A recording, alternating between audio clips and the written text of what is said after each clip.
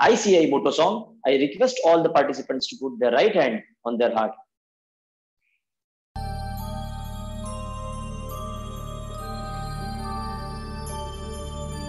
Yaesha supteshu jagrati Yaesha supteshu jagrati Kamam kamam kamam kamam Pursho nirvimanaha Tadeva shukrada brahma Tadeva mritamujjate Tasmin lokaha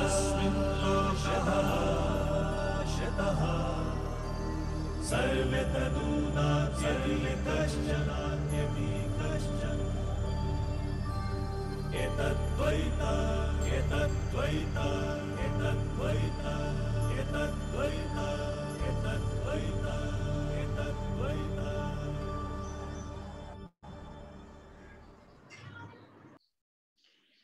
Now I request the chairman of Ahmedabad branch, CA Fenil Shah, who is most caring chairman of the branch, to give his opening remarks. Thank you.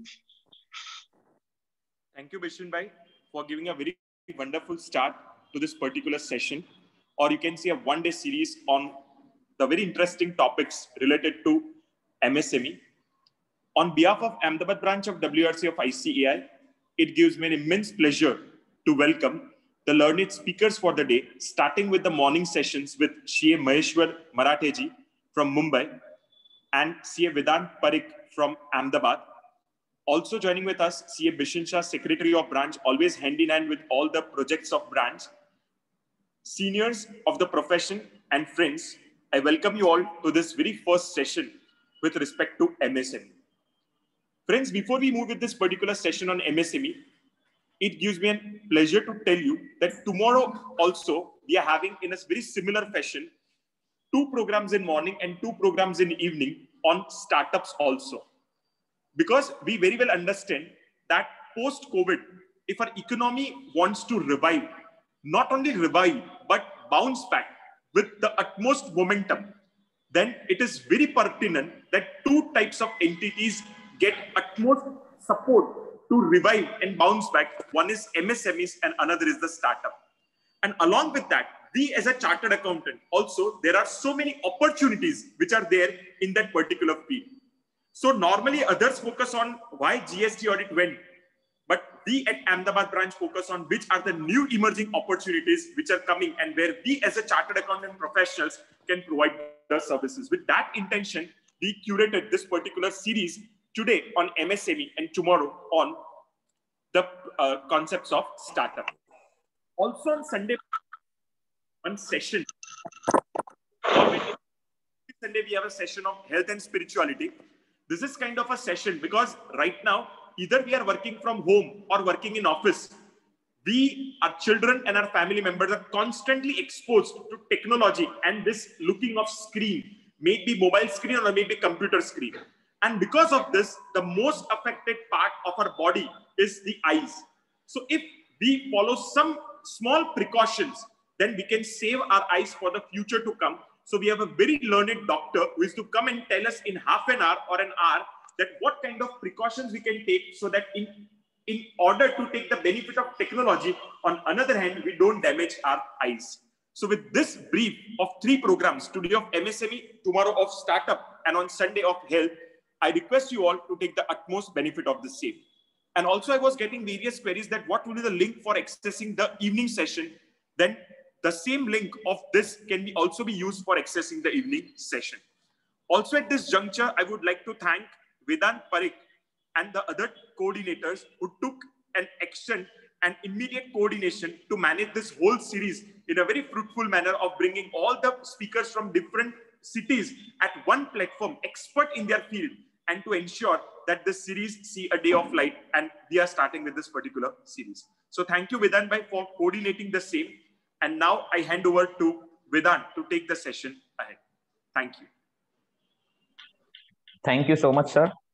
It is indeed always a pleasure to work and associated with the Ahmedabad branch of ICI. The 2 days arrangement session for today's MSME and tomorrow Startup Your Vision. I hope all the participants would get the maximum insights and knowledge from this 2 days session. So not coming in between the faculty and the participants, I would request CA Breecha to give introduction about the session's faculty. CA Breecha.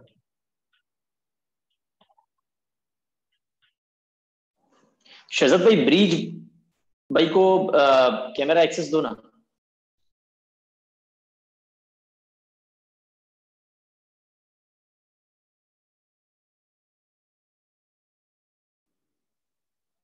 Hello.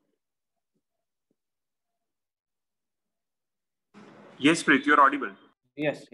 Good morning and welcome to all of the participants. On behalf of Ahmedabad branch, I'm like to thank and welcome CA Masheshwar Marathe sir. He is a qualified as a Bachelor of Commerce, Diploma in Information System Audit, Diploma in Insurance and Risk Management, Diploma in International Banking and Finance, and also a certified arbitrator by Institute of Chartered Accountants of India. He is a CA since 2002, and he is a right now practicing professional. He has worked in specialization in SME matters and banking and finance. He is holding various positions, and he is right now expert director at a bank. He's taking various seminars, and he's a speaker on MSME matters on various forums such as ICI, SMA organization, and banks and colleges. He's also speaker on union budget since last 6 years. He has contributed various articles on MSME in various journals, and he's a ex-managing committee member of Pimpli-Chinchwad branch of CA Institute. So on behalf of Ahmedabad branch of ICI, I'm welcoming you, sir. And now the forum is yours, sir. Thank you all. Good morning, Kem Cho. Just to give you a brief introduction, I have done my foundation in Ahmedabad only. So I have a good connect and love for Ahmedabad. So friends, here I am today to take you through the MSMED Act, the registration process, the new thing which has happened hardly 5-6 months back, the Uddam registration. A few interpretational issues are there in that. So that, and then some compliance part. So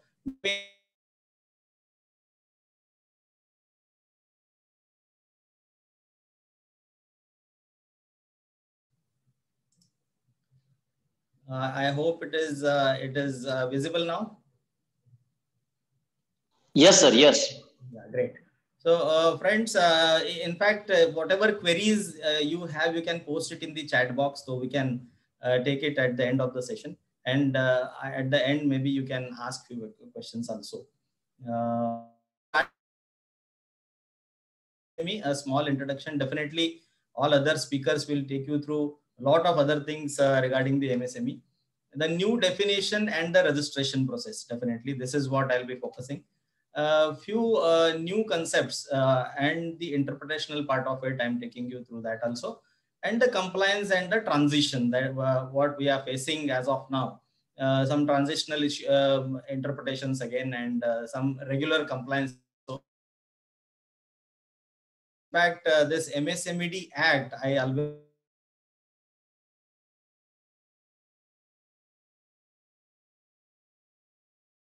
friend of MSME for all their problems. If I have to say, with this, friends, we all, what is MSME? It is micro, small, and medium enterprise. MSMEs, either micro or small, based on the new definition. If you have any problem, say regarding my connectivity, you can please highlight it in between, because I am getting some message here, so I am saying that. Or you can also send me a chat message also. We all know they are popularly were known as SMEs or SSI earlier, say 2000, before 2006 when this act came in. Before that, or even today, in Boli language, it is called as SSI, small scale industry. They are basically the manufacturing and service units. Please let us note all this. Trading activity, the trading is specifically excluded from the definition of MSME for all the purposes. We all hear about these new schemes which say at least in last 4 or 5 years, this government has came up with the Mudra, the startup, the stand-up, the restructuring, interest subvention. All this is aimed at strengthening these MSMEs. The MSME is the focus or target for all these schemes. What is their strength? Just to touch it, 6.5 crore units across India. And when we say 6.5 crore, just please don't think of those units in the industrial area. They include the home, cottage, village, all tiny units and all. In fact, they are around 70% of the entire 6.5 crores are these units, the home and cottage industry. They are 11 crore plus workforce. In fact, second biggest after the agri, we all know this. 6,000 plus products, contributes around 8% to GDP, 45% to total manufacturing output, and 40% to exports. And by all means, they are the backbone of any economy, any industry in any country. So this ye unka mahatmya hai. So we should know about them. We, the practicing chartered accountants, or maybe in industry also, we are the basic consultants of this particular segment. So we should know what this particular act is all about. Yes, definitely only this registration part we all be going through now. So friends, what change has happened? I'm just highlighting it. As I mentioned, MSMED Act was of 2006. So from 2006 to 2020, 14 long years, there were no change in the limits. We all know the old limits. So they were there from 2006. So in 2015 also, the old definition came into existence with the MSMED Act introduction in 2006. In 2015, first time this government tried to amend the definition, amend the limits and all. The act came to the parliament also, but it was not passed. Why not passed is a little known. In 2018, again, some amendments were proposed, but as in 2019, again, this the government, the tenure ended, then all the bills, they got lapsed. So in 2018 also, they could not do it. Ultimately, in 2020, during COVID period, they brought all the changes and welcome changes, all limits. In fact, 4 times to 10 times they have increased the limits. Even going by the inflation of these 14 years, these all limits are justified. The increased limit of investment in plant and machinery, as I said, 4 times in case of manufacturing entities and 10 times, because now there is no distinction between the service entity and the manufacturing entity. So for service providers, earlier limits and present limits, they are 10 times limits. One more added criteria of turnover is added, we all know. And this is in a way is a tricky move, we would say, because earlier few entities which were enjoying the benefit of say micro or small, because of turnover linking, they may not be able to enjoy those limits now. We'll discuss this in detail when we discuss the limits also. So this is what is the basic change here. And what are the references for this? 4 important references I'm giving. First announcement was made by Madam Finance Minister on 13th May 2020. Then came the first notification detailing the entire change that they have proposed. That came on 26th of June. Then there came a office memorandum clarifying few things, especially the investment in plant and machinery, that was clarified. There were reasons for that. I'll discuss it in detail. So on 6th of August, this office memorandum came. And based on these 2 things, the notification and the office memorandum, RBI ultimately issued one notification on 21st of August, just ratifying the changes, or justifying or clarifying on the changes, and making it say in a way for the bank communication, ki now the definition, the interpretation will be based on these two things. The changed definition will be like this. But this office memorandum, the clarification regarding the investment in plant and machinery is little bit questionable. I'll come to that. We'll discuss it in the interest of the profession. We can have multiple interpretations of it, but the interpretation which I am making, I'll share it with you. Friends, as I said, these are the revised limits. We all know earlier there were service entity limits were different and manufacturing entity limits were different. For example, take micro enterprise. Earlier for manufacturing, investment in plant and machinery up to 25 lakhs. Now, if we compare, now it is increased to 1 crore. And for service enterprises, it was up to 10 lakhs. For even service enterprise, now it is 1 crore. What has happened is the turnover linking has also come in. So if say investment is 1, then turnover should also be less than 5 crores. When we move from micro to small, the limits earlier say it was say 5 crore and 2 crore. Now it is 10 crore. So in case of service entities, it has gone up by 5 times. And again, the turnover linking of 50 crores. Move on, you go to medium entity and the investment limit here is 50 crores and turnover limit is 250 crores. Naturally, once you get out of this bucket also, you are now considered as large if you are either crossing this turnover limit or say investment in plant and machinery limit. The government itself has given this data. Because of new revised definition, the number of entities, the business entities in India, out of them 99% will now be MSME. Either they'll be micro, small or medium. That means hardly 1% of the total business entities, definitely other than trading entities, the manufacturing and service entities, they will now be either MSME. Will be now only 1% will be out of MSME. That is what the government is trying to say.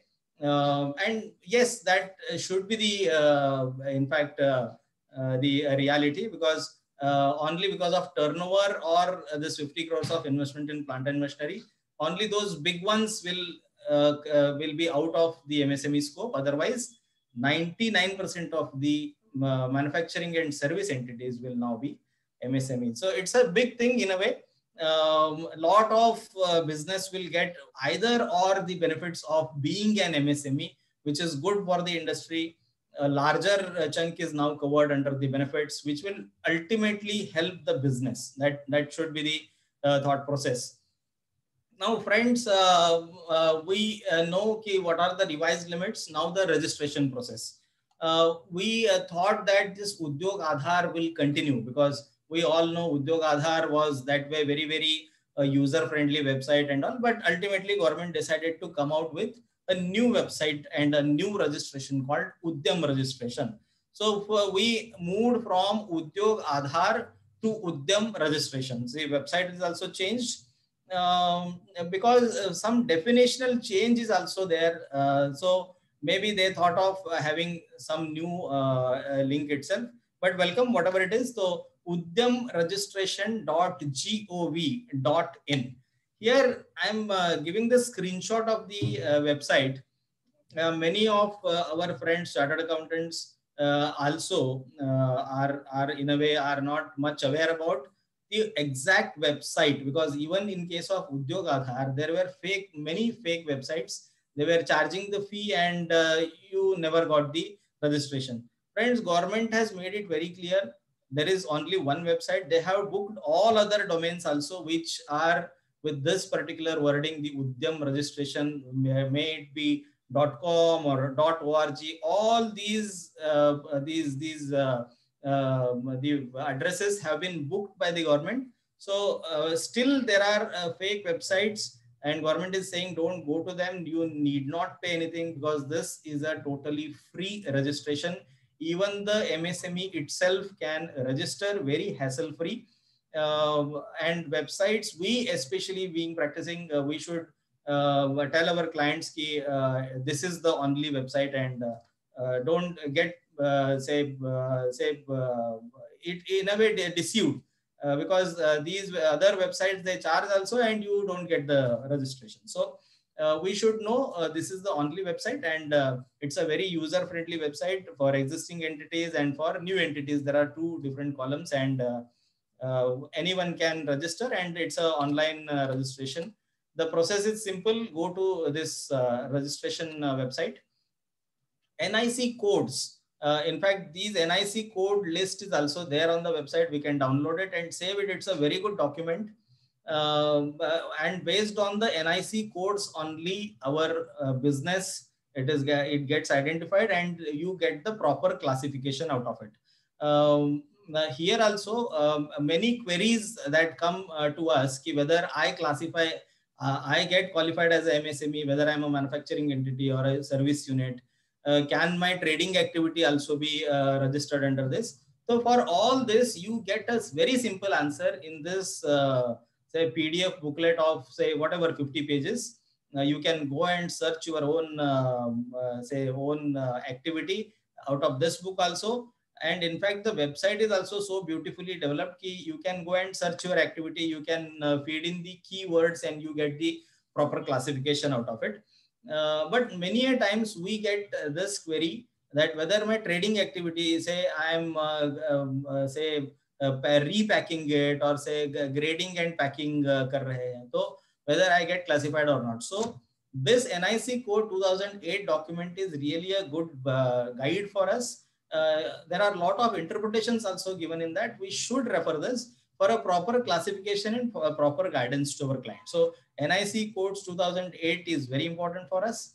There will be no need of renewal of this registration, that the government has made it very clear. Single window system champions. This is one website which they are banking a lot on. So we should also go through this particular website. So any grievance redressal is done through champions websites, or the DIC, the local level, the DIC can also help us in this. A permanent registration number once issued and an online certificate is issued, that's it. So that is the end of it. We are registered. Whether to update it, how to update it, yes, that process, simple process is given. But what is difference? What is the distinctive feature of Udyam registration, which was not then Udyog Aadhaar? Then that is the QR code. So the certificate will have a dynamic QR code from which the web page on Udyam portal and details about the enterprise can be accessed. So this is the screenshot of the bottom part of the Udyam registration. You can see that QR code there, and anyone who wants to verify this particular Udyam registration, he can just go and scan this QR code and you get the details on the verified Udyam registration, verified details on your system. So this is useful for whom? The buyers, especially the buyers, whoever is buying, or even for the banks or any entity which is receiving this certificate from the MSMEs, and based on this certificate or this registration, the entity is identified as MSME and he gets the benefit. So one very important use of it is the buyer from MSME. We all know the provisions of this MSMED Act, which talks about 45 days of credit period. So for that, to avail that facility or to avail that right of yours, to exercise that right of yours, it is necessary that you have provided with your Udyam registration to the to your buyer. So friends, wherever this certificate is issued, just to verify, this facility is made available, and when one should make use of it, even as part of audit, wherever we have to, because of this MCA compliance also now, the MCA is making it compulsory for all the corporate buyers, the companies who are buying from MSMEs, to inform certain data every 6 monthly to the MCA regarding purchases and outstanding beyond 45 days. So as part of audit also, wherever the suppliers are classified as MSMEs, so there we can go and check this certificate, and we can really verify whether any entity which to which we are making this 45 days payment, or say we are reporting to MCA, whether they are really registered or not, or whether they, for example, here the type of enterprise, manufacturing micro, this is very important, because this 45 days criteria is applicable only to micro and small units. Purchases from medium enterprises have no benefit of this 45 days. So For us as audit part also, we can verify this maybe on test check basis. Just to move ahead, registration of existing enterprises.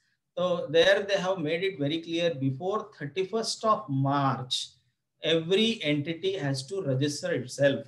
The existing enterprise shall continue to be valid only up to 31st March 2021.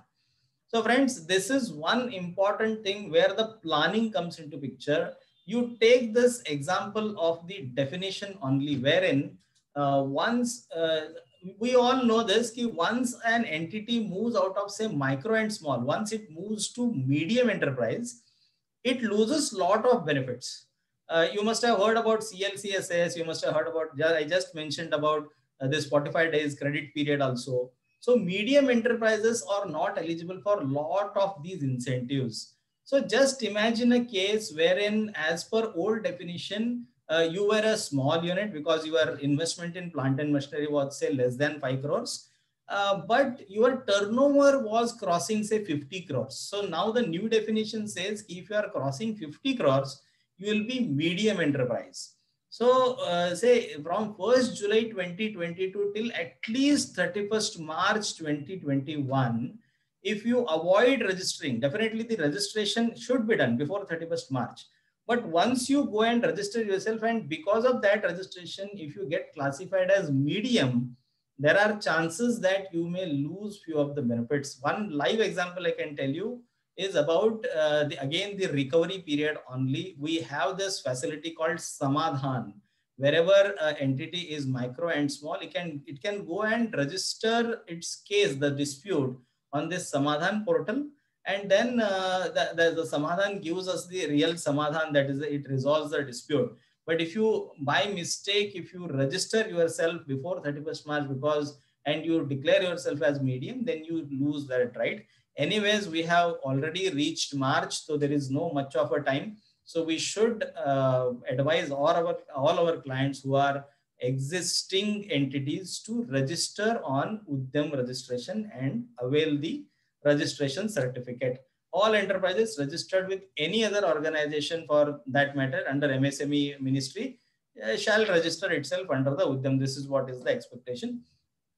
Registration for new enterprises. Now here again same things as was for Udyog Aadhaar. No fees for filing, no document submission.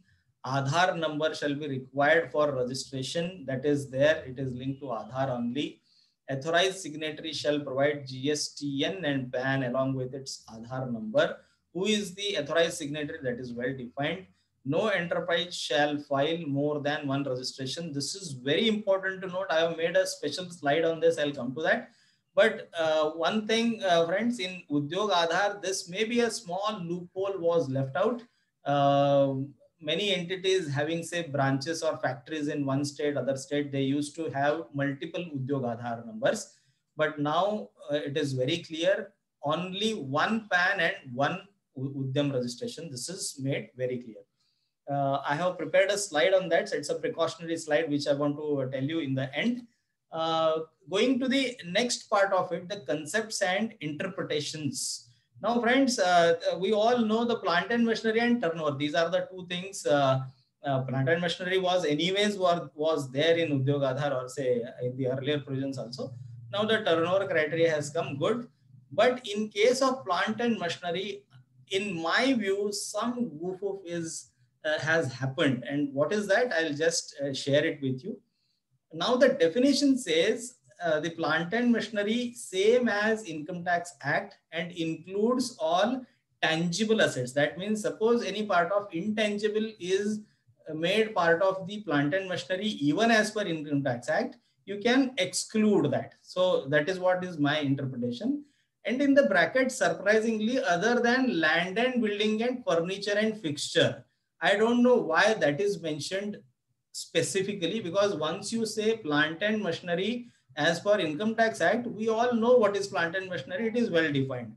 Land and building, furniture, fixture anyways will not come into plant and machinery. But suppose, let us give a benefit of doubt that say part of some land or building was also classified as say machinery because of any reason. you can still exclude that. Same is with say furniture and fixture. Let us in a way we have to take it say positively. So let us exclude that also. So one thing is very clear: investment in plant and machinery, exclude intangibles, exclude land and building, and exclude furniture and fixture. No problem as of now. Fine. Second comes is the investment, plant and machinery, gross block or invoice value. Now, why I'm highlighting this investment word? Because this is the word which is used in the entire notification as well as in the MSMED Act.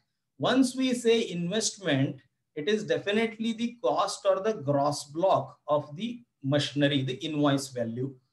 And third thing, the specific exclusions means, as I said, the intangible is excluded. Suppose part of land, building, furniture, fixture was also part of my plant and machinery. You exclude that also.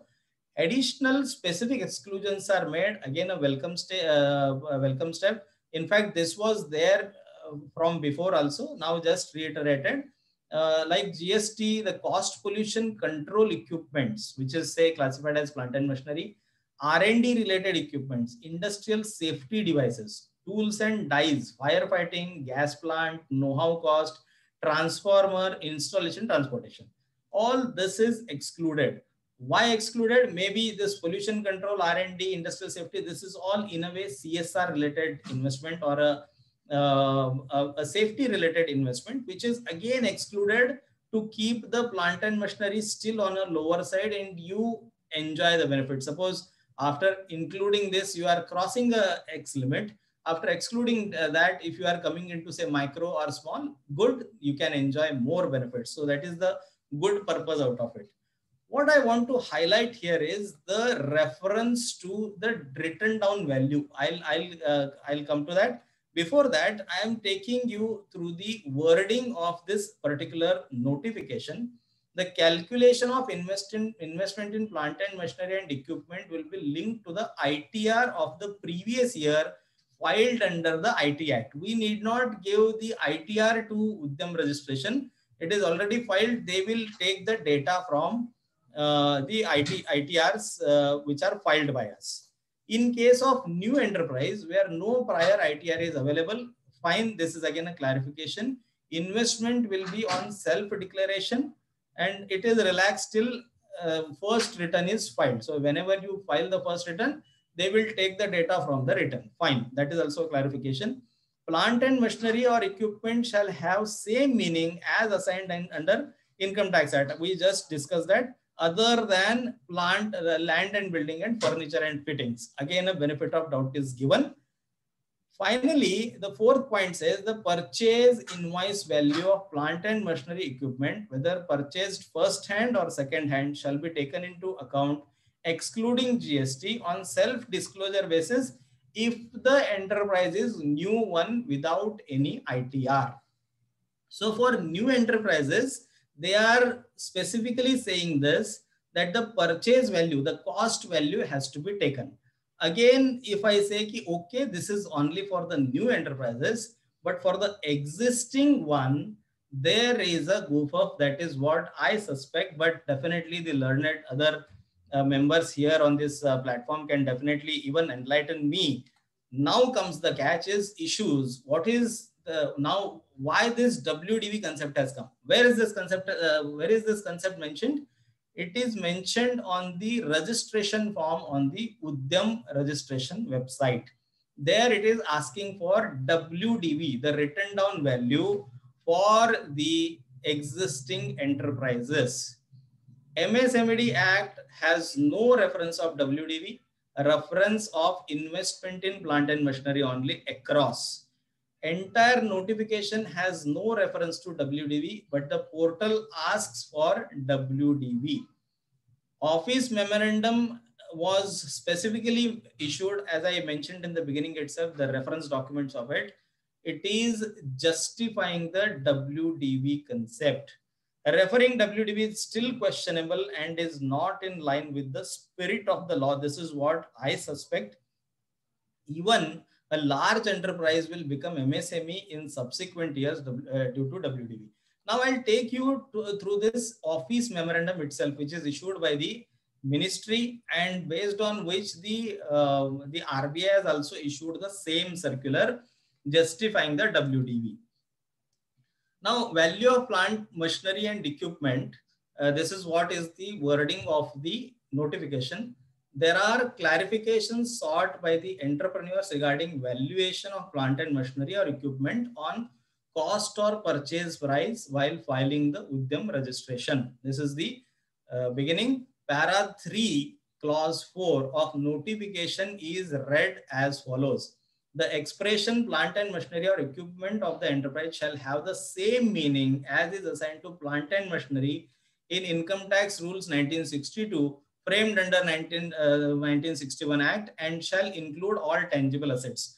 Now, this is the wording of the notification. Now, this necessarily need not be a reference to the WDV. Even if it is it the real purpose of linking the WDV for Udyam registration? Because we are trying to find out the size of an entity. WDV cannot give you the size of the entity. Now, based on this query which was raised to the ministry, what the ministry has clarified is given in point number 3. It is clarified that the online form for Udyam registration captures depreciated cost as on 31st March of each year. Friends, please note this. What is the intention of law?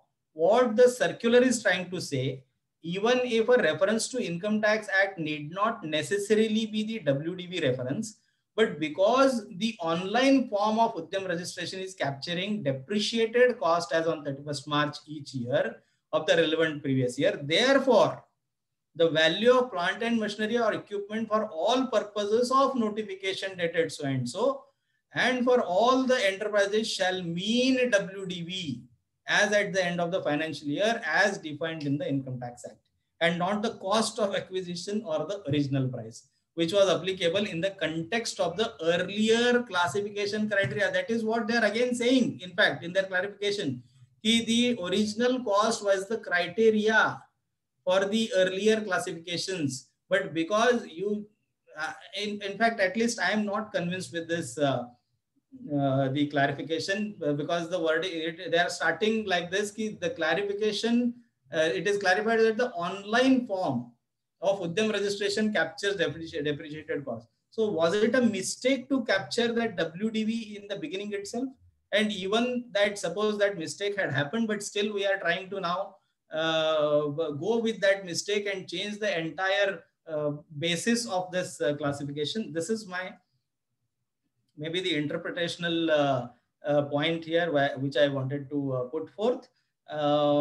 Maybe some representation or further clarification is required on this, or at least they should clarify what was the thought process in moving from gross block to WDV. What was the thought process? They should clarify that. Second part of it was calculation of turnover. Turnover of all entities not having PAN will be considered on self-declaration basis. That is fine. And thereafter, PAN and GSTN shall be mandatory. Export of all goods and services. For this, all 5 crore, 50 crore and 250 crore of limit, which we just went through. The export turnover will be totally excluded and the turnover will be calculated for classification. One good thing, many entities will still retain their status as MSME because of exclusion. Information for turnover linked to, again, Income Tax Act, GST Act and GSTN, maybe on real-time basis. That's what my issue I am trying to highlight here again. Turnover tracking will be on real-time basis for classification of enterprise or its annual basis, because anyways the GST data goes on updating every month or say every quarterly. So suppose an entity goes beyond 50 crores, so so will it be that real-time basis they'll be classifying the entities? But my interpretation here, I am not keeping any question open. I am saying yes, it should be on real-time basis only. They'll classify it on real-time. They'll identify it on real-time basis only. And then the important part of it, the transition part of it that I'm explaining in a way, even though the real-time basis tracking is done, but moving from one category to another category, they have given a reasonable time for reclassification. Hence, it will not make any immediate impact on the entity. It will not happen because I just crossed this 50 crores of turnover, I am losing my all benefits today. No, that will not happen. So that transition I'm definitely going to discuss with you. Before some compliance part of it, enterprise having number shall update its information online on online portal, details of ITR and GST return for the previous financial year on self-declaration basis. Failure to update, now as they have very clearly said that if you are not updating your details before 31st March, yes, your registration is liable for suspension. That is what they have made it very clear. So for us, all this is one actionable key. Immediately we should ask all our MSME clients. We should general mail can go to all our clients, asking them to check whether they have registered under Udyam. If not, then they should immediately do that. Based on the information furnished or gathered. Now this is very important. Based on the information furnished or gathered from government sources, including ITR or GST return, the classification of enterprise will be updated. So as soon as they get a data from you or they gather from some source, for the first time, this is for the first time, they will be reclassifying. For example, an existing entity wants to go and file it before 31st of March. As soon as they give all that data, their previous registration can be say X, the status can be X, but because of this new updated furnished information, their classification can become Y. For example, some entity which was still say small, because of turnover of the previous year, that can get classified as the medium enterprise. So that is what will happen. Now the transition part of it, as I was mentioning, is suppose on real-time basis the data is captured, and suppose you are breaching a criteria of any of any category, what will happen? There they have made it very clear. There they have given the time. In case of graduation from lower to higher category or reverse graduation, sliding down to lower category of an enterprise, a communication will be sent to the enterprise about the change in the status. Now, how this transition is going to happen? So effectiveness, even though that transition, the communication will come to us maybe on real-time basis, but the change and the effectiveness will be like this. For example, in this diagram, the upward change, for example, micro to small, you are going upward change. So, or say small to medium, you are moving. So you will maintain its prevailing status till the expiry of 1 year from the close of the year. For example, say October, I breach, say any of the condition, say October 2020, I had breached, or say for example, in June itself, June 2021, I breached the criteria. You will get the intimation that now you will be moving to this particular category, but the effectiveness will be from June 21 to you end the financial year in March say 22, and from 22 March to 23 March, you will continue in the same category. So this is what will be given. That means in a way they want to give you one additional year for your reclassification. So just go through the reverse graduation now. Suppose you come from medium to say small category, then you will continue in its present category till the closure of the financial year. Suppose so from medium you are coming down to small. That means more benefits in small category. So you will get that status immediately at the end, on the end of the financial year. That means you should get the benefits immediately, as early as possible. So intention is very clear. The MSME should get the maximum benefits. They should not lose the benefits immediately. And if they are moving to a lower category, they should get the benefits immediately. So this is what it is designed for. And definitely it's a well thought say transitional provisions are there, we can say, which will make the MSMEs get maximum benefit of a particular category. Friends, in the beginning, I said that one PAN, one URN, your Udyog registration number. So here I want to give you a practical viewpoint wherein just to go through these provisions, all units with GSTN listed against same PAN shall be clubbed and collectively treated as one enterprise. Turnover and investment figures of all such entities shall be aggregated. Only aggregate values considered for deciding the category as micro, small or medium enterprise. In short, one PAN, one URN, multiple units, multiple activities, one URN. As I said, in Udyog Aadhaar, say I have a unit in say Pune and second unit is in say Ahmedabad. So I used to get two different Udyog Aadhaar, and for that, again, you must be getting some request from your clients ki, sir, please certify our turnover for this unit, because I want to send it to my customer and he wants to make me classify me as MSME and wants to pay me within 45 days.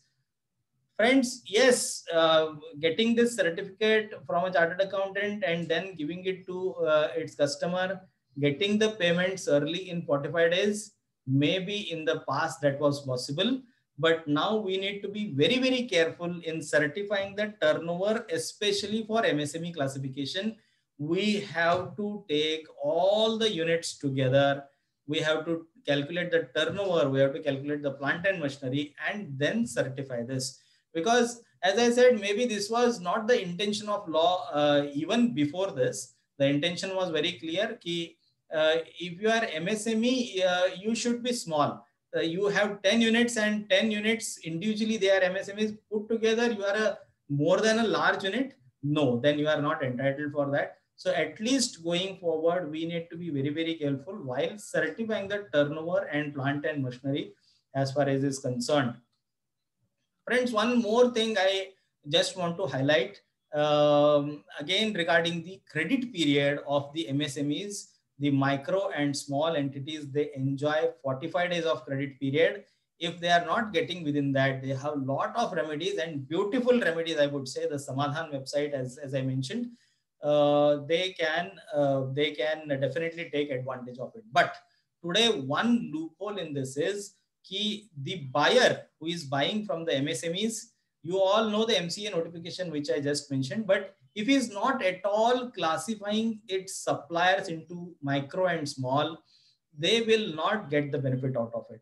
Even though he is submitting the certificate in many cases, in lot of cases, now the awareness has in fact gone up. The people have started classifying their suppliers as MSME and they have started paying them, but still there are gaps. I want to highlight one thing. Suppose a PAN-based search of URN is enabled on Udyam registration website, then friends, there will not be any excuse whether my supplier is really registered as MSME or not. He is micro, small, medium. I can definitely go and find it out. Few representations from even from my side, wherever possible, I have given to the ministry. This should be enabled in the interest of MSME, so that no buyer has this excuse of saying that no, I have not got any representation or the certificate from the supplier. So friends, you can definitely give your views also on this. I want few views, real views on this, whether this should be made enabled. This will cast some responsibility on the auditor also, because we all know we have this reporting responsibility under Companies Act also because of new circular. We have this responsibility under 3CD also. There is a specific column. How much is the interest that is paid as per the section 17 of MSME Act. So we have a lot of responsibilities. If this search is enabled, even we will be in a position to verify whether and all supplier list, we will definitely have their PAN numbers with us, and we can go and search them whether they are really micro or small units or not. So this is one thought which I just wanted to give you, because the new website is more user friendly. It is giving a lot of other information also. The Udyam registration verification link is also already given. Friends, to conclude, In fact, as I said, around 30 minutes. So I think 25 minutes we are already through. So in next 2-3 minutes, I'm just concluding it. Any MSME, it will have some 4-5 typical questions in their minds. How do I increase my business? How do I fund my new orders? How do I manage my credit period, the liquidity out of it? And are there any incentives available for me? In fact, and today on the entire day, definitely all these questions will be answered. I have tried to answer in a way for every question, yes, there is one answer, and every answer is a government initiative.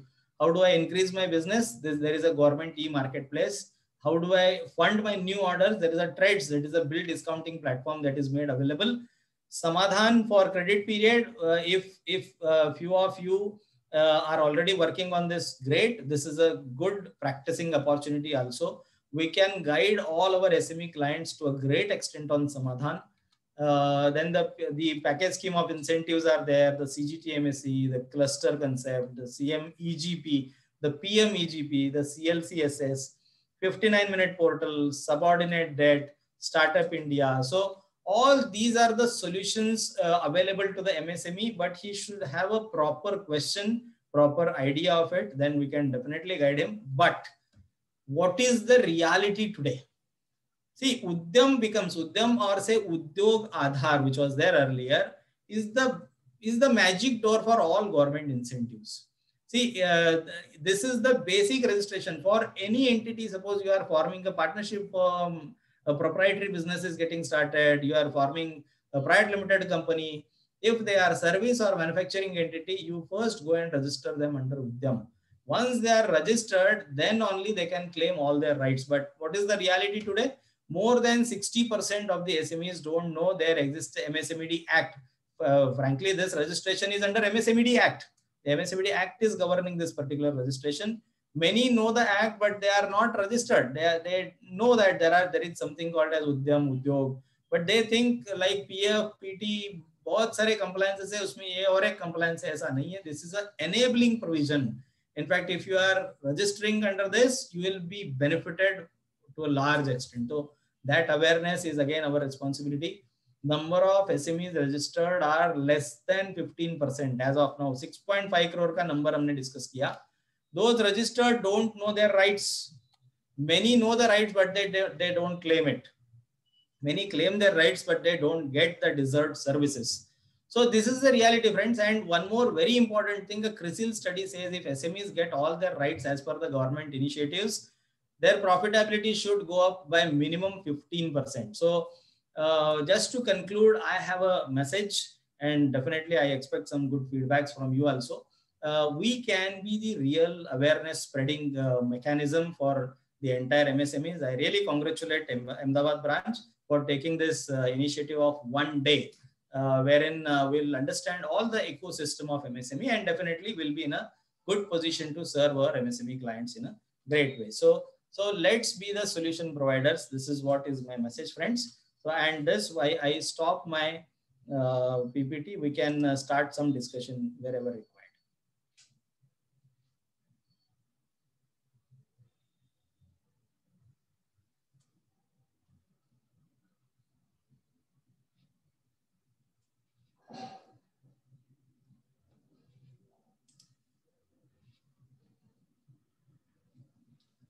Whether trusts are allowed to register. Yes, there is no bar. Trust can register. I'm just going through the chat box now. So trust can definitely register. Yes, no bar on that. Whether trust can please share presentation, I'll definitely share. Why MSME not linked to GST? It is linked to GST. MSME is now definitely linked to GST and income tax both. Please give clarity whether trusts are allowed to take registration. Clarify ITR form 7 type not available. Yes, this form 7 is as of now not available. You are right about as far as form 7 is concerned, but that representation is already gone. Maybe some more representation can go, but you can talk to me one-to-one. Few how we have done in some cases, we can find out some solution to that, provided it is very, very urgent for trust, because trust in a way are not into business, so yes, for some rent receivables and all, yes, that can be definitely a requirement. Buyer will automatically update supplier. Okay, this is a statement query. I didn't get it. Buyer will automatically update supplier if he gets the registration certificate. Yes. Okay, so Nisha madam, you can discuss the specific case with me. We can discuss with you. Can trader can benefit of funds and incentives under the, now incentives definitely some other chartered the faculty is handling, but as I said, trader is specifically excluded from the definition itself of the MSME. He just cannot register. He cannot hold Udyam registration. But yes, the interest subvention scheme was specifically given to the trader also, who's borrowing up to 1 crore of borrowing and 2% of subvention. But I request you to take this matter to some other faculty who is handling all the benefits and scheme. Now about Samadhan portal, someone is asking, please explain Samadhan. It is very simple, friends. Samadhan is nothing but the dispute resolution mechanism. You can go to this Samadhan portal.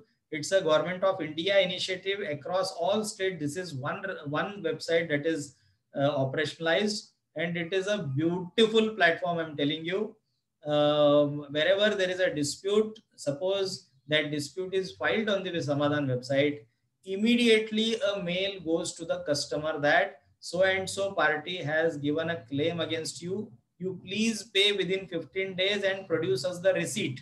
And if you have dispute, then you get back to us. So, but what I have seen in my practice itself is because of use of this particular website, close to 50-60% of the disputes, they get resolved at that stage only. They don't go up to hearing stage.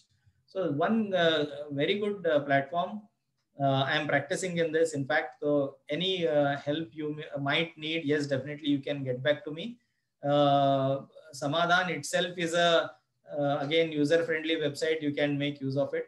Educational institute run by trust can register under Udyam and take benefit from this. Yes, yes, yes. Education itself is a service entity. You can take benefit out of it. I have made application for Samadhan portal for one of my client. However, till date, no response is there. Only application number generated. That is fine. See, the process is very simple. You have to file it. If everything is fine, your case, the application gets converted into a case.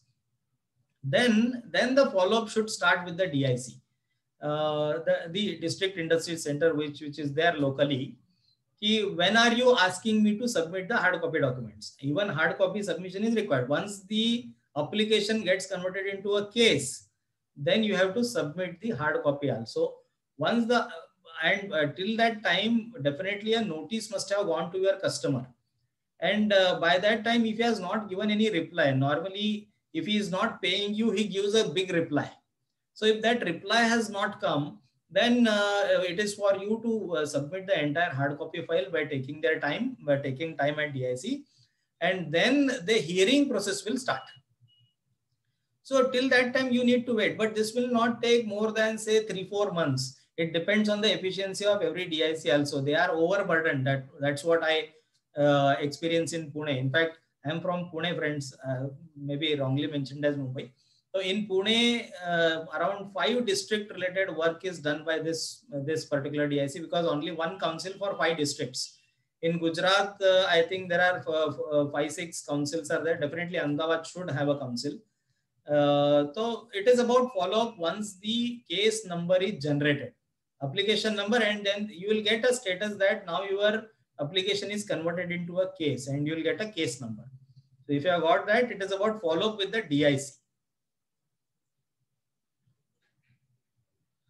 Then what will be the service sector together? What would be status as per certificate manufacturer? If entity is engaged in manufacture as well as service, great. You can mention both the services. The beauty of this registration is you can mention all your different services, different manufacturing say lines in one certificate itself. So you can mention both of them in 2 different NIC codes. So your point is you have to go and choose that right NIC code. That is what is expected.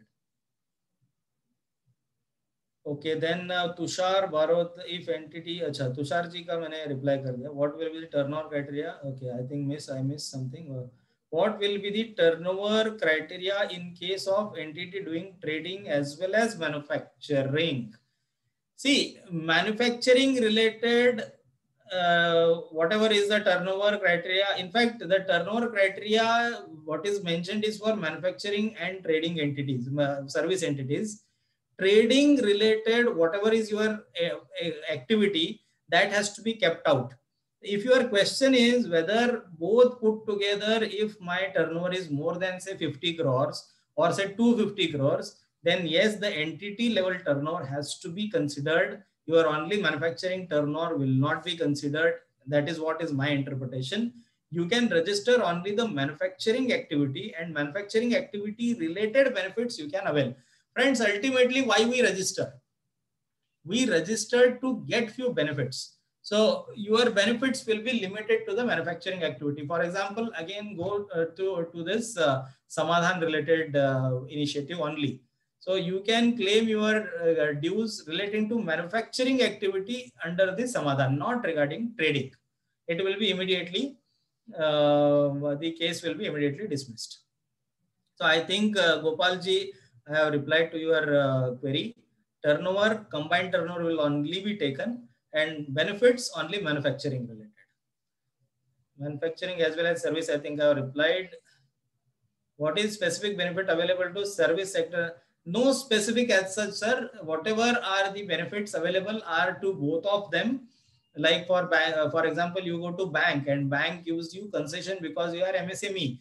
So you will get whatever is available for the manufacturing entity also, you will get that benefit. Like interest subvention, the restructuring of loans, all will be equal for manufacturing as well as the service sector. Maybe some local level, local state level few benefits you might get, but that has to be seen separately. And yes, both activity would be in single entity. Yes, Gopalji, so entire turnover should be considered, I think. If the transaction done during the time when entity is medium but outstanding continues when entity now is small, can it lodge dispute with? See, one reverse question comes here is, if I was not registered at the time of supply, I very clearly say this, even if you are not registered at the time of supply, at the time of say claim, you should be registered.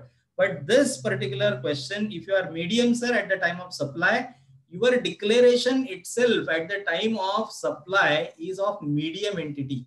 So at the time of supply, you were not entitled to these benefits. But in the other case, which I just mentioned, you are not registered, but you are micro or small. By all your data or the reality, you are micro or small, but you are not registered. You can still claim it. But if you are medium at the time of supply, I have a doubt, you may not be able to claim it, sir.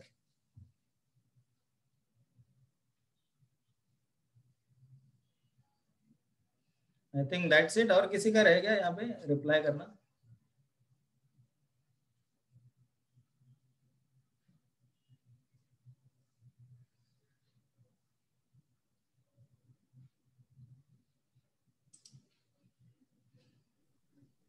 I think I have replied all the queries.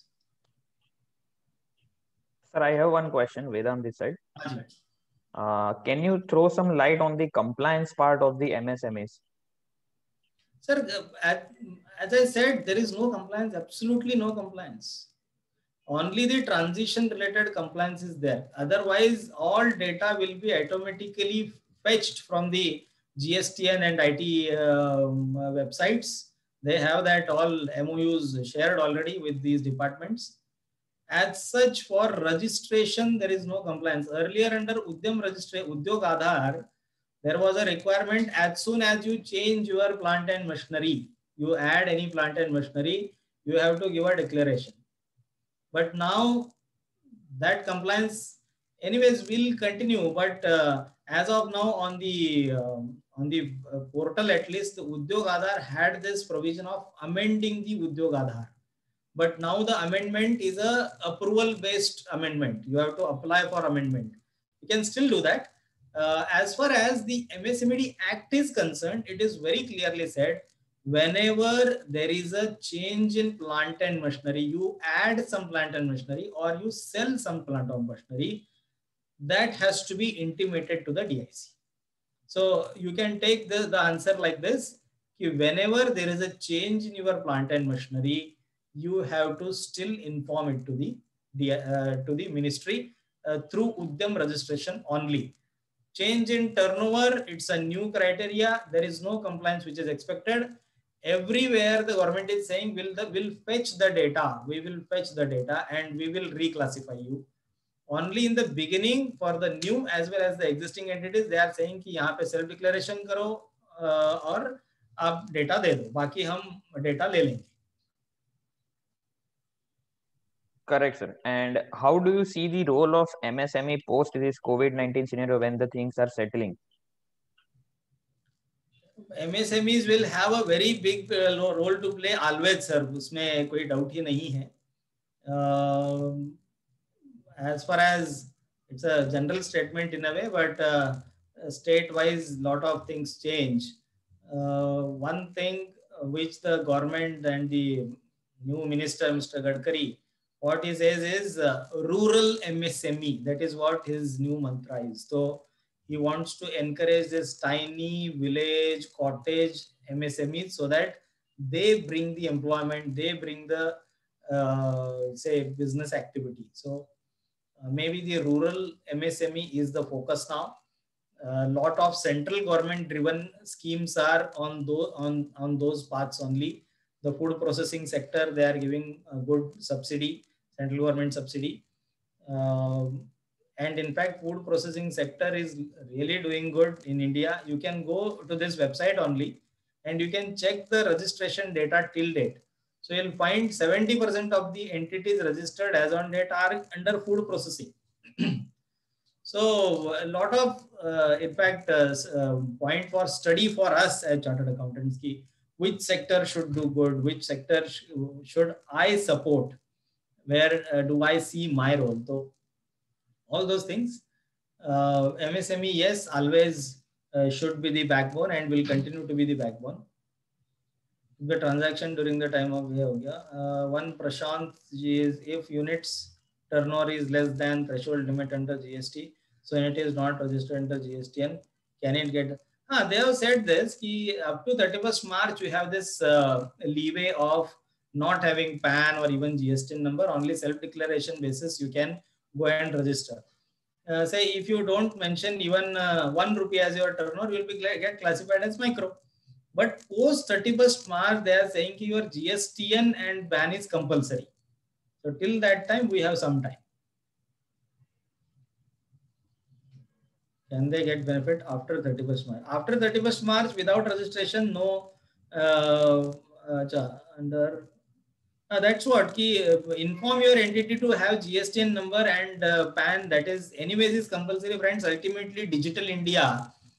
And connecting these, interlinking these things is the real motto of the government, and we should agree to that. That is the need of the day.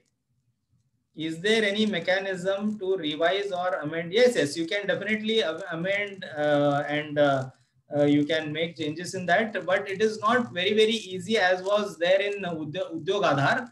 You have to apply for it. There is a mechanism to apply for it. You have to go to the, now they are saying ki Champions website and the local DIC will help you in this, but Champions website is definitely helping us. We have seen few practical cases. You have to write it to the particular email ID that is given and they give you the solution. That is what can be tried.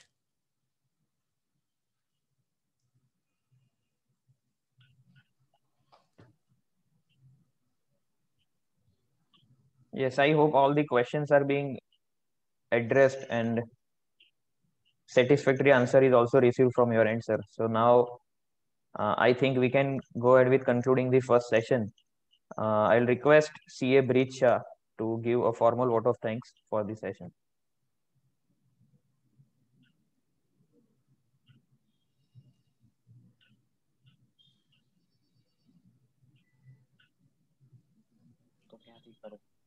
Hello. Hello. Is audible? Yes, yes. Yes. Thank you, sir. On behalf of Ahmedabad branch of WIRC of ICI, I would like to thank sir for sharing insights on topic and highlighting importance of registration. And thank you very much, sir, for your enriched session for MSME. Thank you very Uh, much. uh, now, I would like to introduce C. Vedant Parikh by C. Jainam Shah.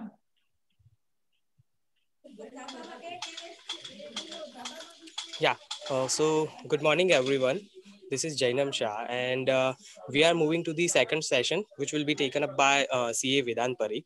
So just to introduce CA Vedant Parikh, I would like to say that CA Vedant Parikh is in the field of chartered accountancy since last 5 years.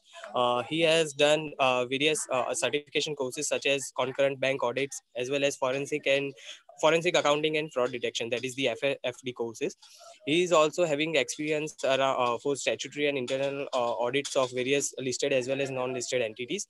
His area of specialization is MSME and startup subsidies, and he's also working on the bank audit assignments, say for example branch audits and concurrent audit assignments. So he was earlier associated with Talati and Talati chartered accountant firm, which is led by CA Sunil Talati sir, our past president. He is also pursuing DISA from the ICI, and he's also registered for the insolvency and bankruptcy board for registered RV, registered valuer course. So now moving towards the, he has also sorry to add up that he has also taken various seminars across the India from various private organization, as well as he has also taken seminars from the institute branch level. So now moving to the second session, I would like to take charge of session. C. Vedant Parikh sir. Thank you so much, Zainab, for giving the introduction. So, moving ahead to the second session, where we are going to discuss about the MSME.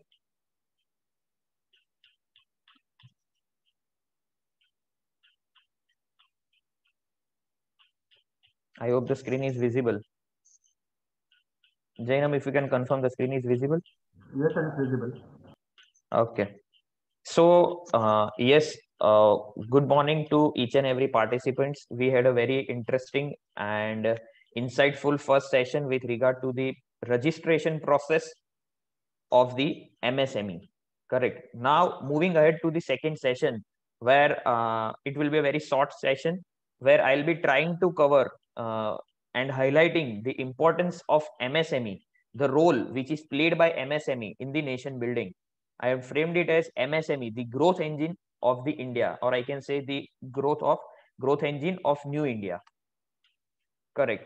So the presentation coverage, maybe around 1 hour, will be going through the topics that will give you the insights with regard to the MSME, the umbrella view. We are not going to discuss the things in detail at micro level, but yes, definitely at the end of an hour, you will be able to understand the umbrella view or the bird eye view of about the MSME, the registration process, the schemes available, the packages that are being introduced by the government, the role, interesting and potential role that is being played by government to support and backbone the MSME industry, and how the MSME is going to play a larger role in the nation building, including the COVID-19 package that was announced last year to support the MSME sector.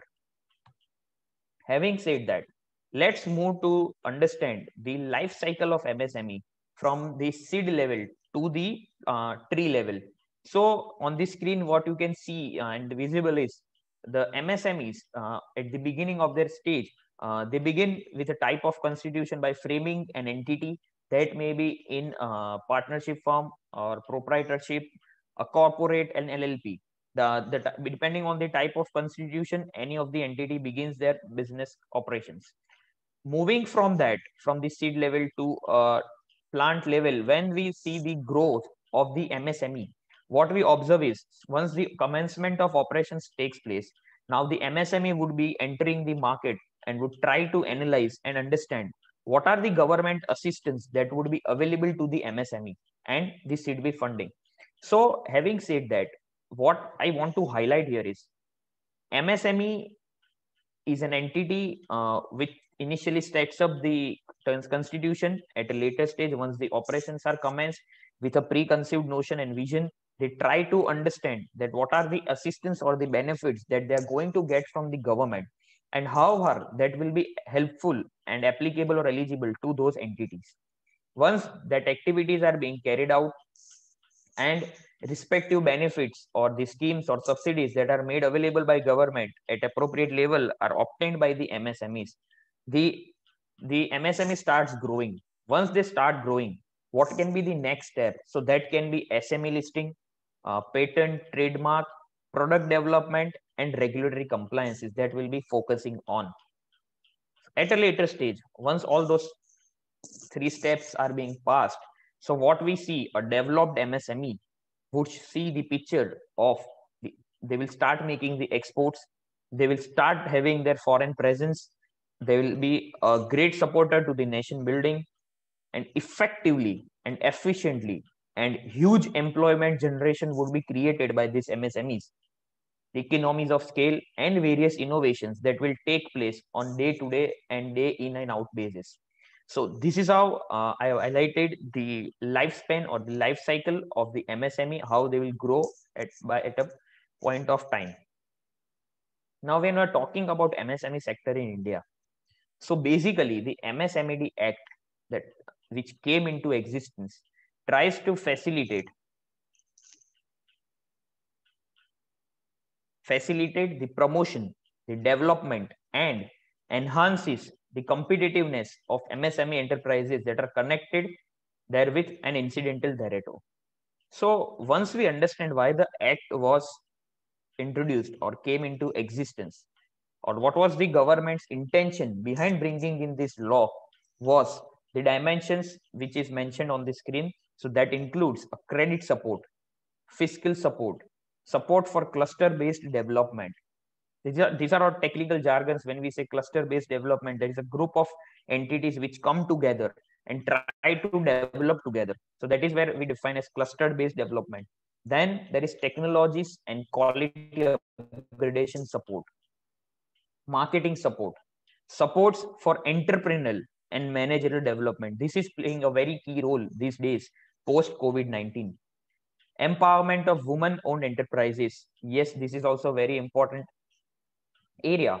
Strengthening of Prime Minister's Rozgar Yojana. As we have discussed, MSME role is to develop and generate employment at a large scale. So thereby helping the Prime Minister's Rozgar Yojana and strengthening of the database for MSME sector.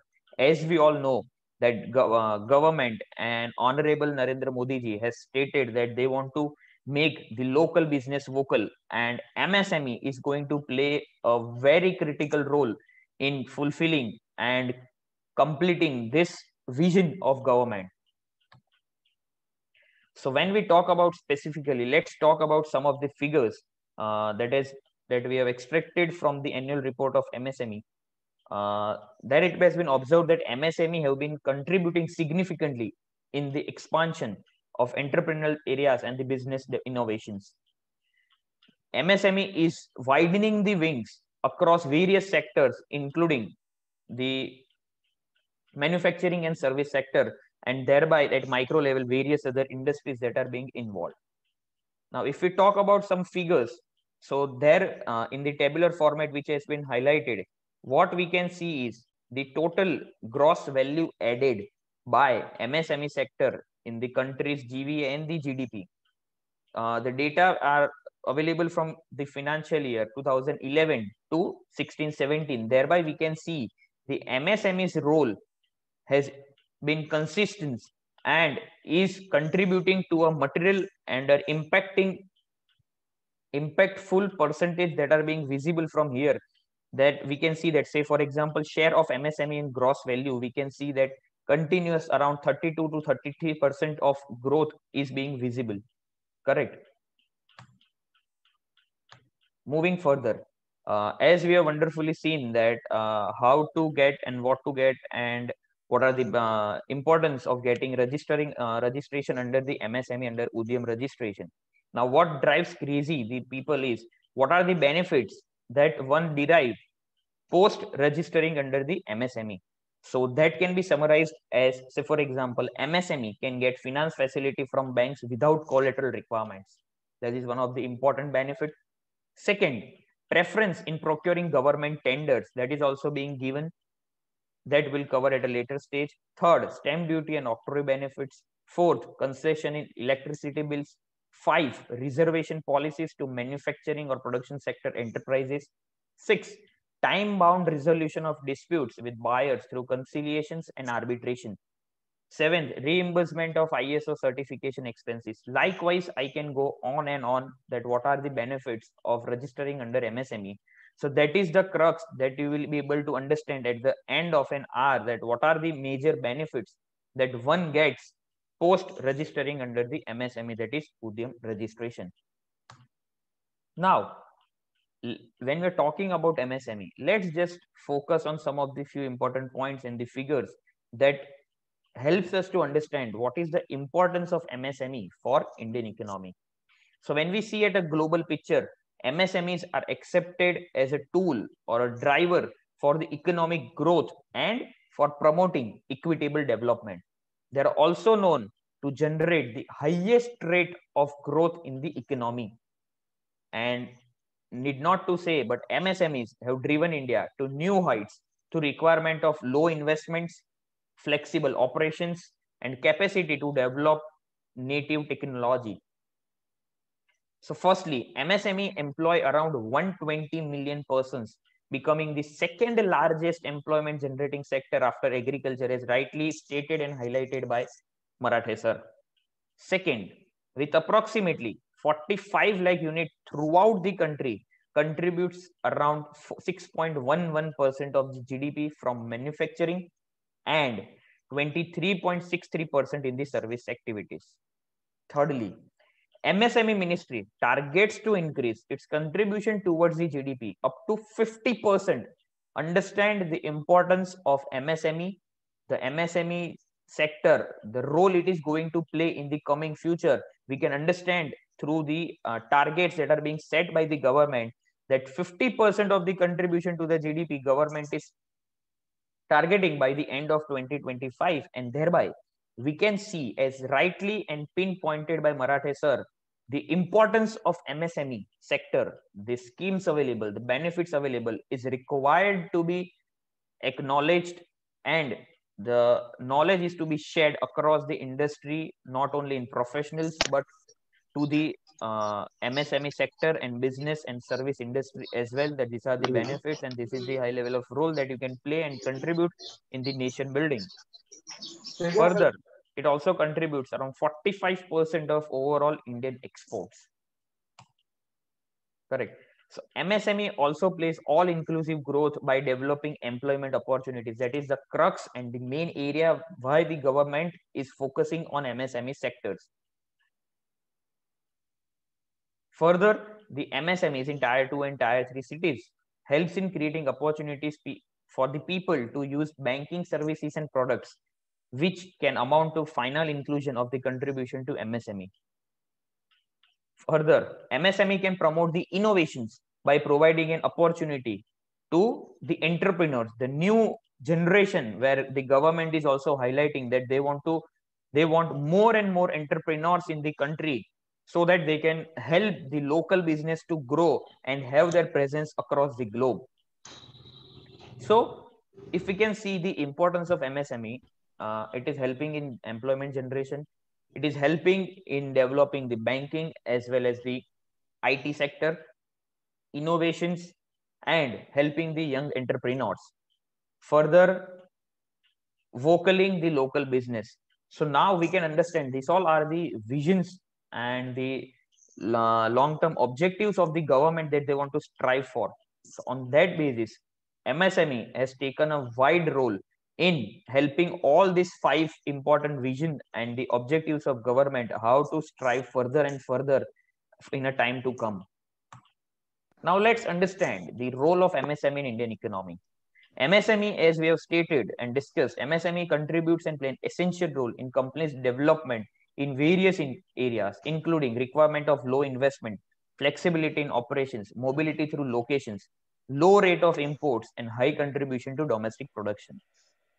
Having said that, the MSMEs have the capability and the capacity to develop appropriate local technology, fierce competition among domestic and international markets, technology savvy, and generating new entrepreneurs. This is the repetition of what we have concluded.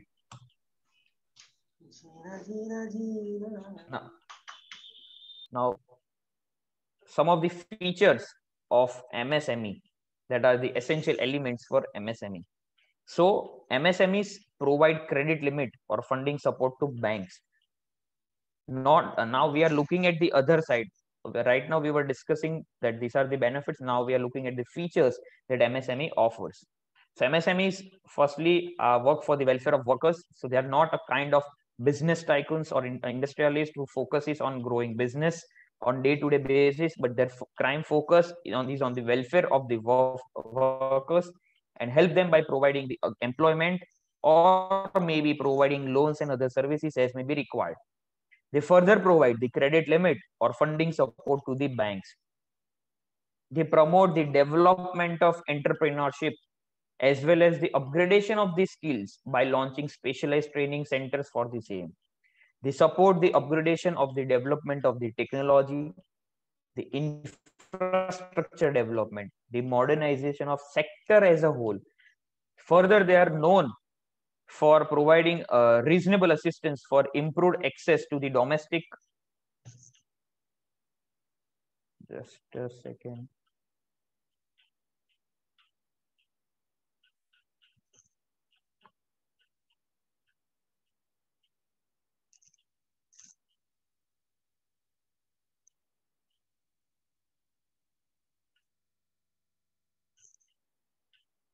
Yes. So talking further about the features of MSME, they contribute nearly 8% of the country's GDP and around 45% of the manufacturing output, and thereby they are referred as the backbone of the country. The government of India has also introduced in agreement with MSME Act these MSME enterprises. Now, what is the role that these enterprises are playing? These enterprises primarily engaged into the production, manufacturing, processing, or preservation of goods and commodities. Now, having understood the importance, the features, and the role of MSME, let's just try to understand what is the bifurcation into two sectors, that is manufacturing sector and service sector. So let's just understand in brief about the MSME. What is the role of MSME in manufacturing sector, understanding manufacturing sector, taking a bird eye view of the assistance that are being made available by the central as well as the state government and CDB, though will not be going in detail because the other two sessions will is going to be very interesting and keen, where the faculties are going to discuss about the facilities, subsidies, and the schemes that are being offered by the government for the MSME sector. Now, let's just understand the meaning of manufacturing enterprises. So, the enterprises which are engaged in manufacturing or production of goods pertaining to any industries that are being specified in the first schedule to the Industries Development and Regulation Act, or who is employing plant and machinery in the process of value addition to the final product, having a distinct name, character, or use. The manufacturing enterprises are defined in terms of investment in plant and machinery. So that we have already seen during the first session where Sir explained regarding the in detail and in depth with regard to the plant and machinery, its calculation, and the figures to be arrived for the purpose of registration. If I talk about some statistics, in India, by the end of financial year 1920, there are total 196.65 lakh of enterprises falling under the category of manufacturing, which is approximately 31% share of total MSME enterprises. Out of this 196 lakh enterprises, 41% of the enterprises are registered under urban area and the balance in rural area. So here the importance highlighted is the MSMEs are playing a crucial role in developing the rural area as well. And as we have seen in the previous slides, MSME is not a sector which works or develops or grows in single area, but yes, it takes all the sector parallelly together and helps all the stakeholders related to the MSME grow in a proper direction and giving a 360-degree benefits to all the stakeholders. In this further micro level analysis, if we identify the total generation of MSME enterprises regarding the employment, approximately 32% of the employment, that is 360 lakh people, are getting employment from manufacturing enterprises. And the employment covers 52% of the population from rural area and the balance from urban area. On the other hand, MSME units contribute around 33.4% of total manufacturing output of India and supports around 6% of the GDP that we have already discussed. Now, let me just name few of the assistance that the MSME enterprises receive from the central government, because this will in detail will be covered by the faculty in the sessions to follow. So that includes Prime Minister's Employment Generation Program focusing on employment, Credit Guarantee Trust Fund for MSME that we all might be knowing, that is a technical jargon which is used day in and day out, that is CGT MSE, that is in terms of the banking and finance. Then comes Interest Subsidy Eligibility Certificate, that is ISEC, finance support to MSMEs in ZED certification scheme. Then there is Aspire scheme, that is a scheme for promoting innovation, rural industry and entrepreneurship. Credit linked capital subsidy for technological upgradation. The entrepreneurial and managerial development of SMEs through incubators, marketing assistance schemes, and the list goes on.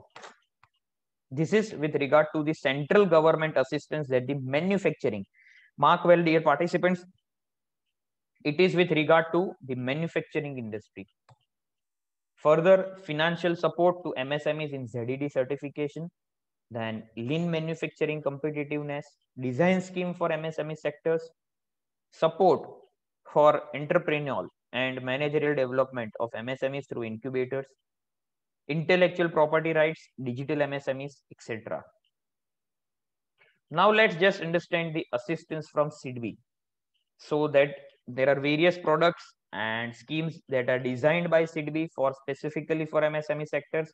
That includes the Make in India Soft Loan Fund, often known as SMILE, SMILE Equipment Finance, Top-up Loan for Immediate Purpose, that is TULIP, Loan for Purchase of Equipment for Enterprises Development, often known as SPEED.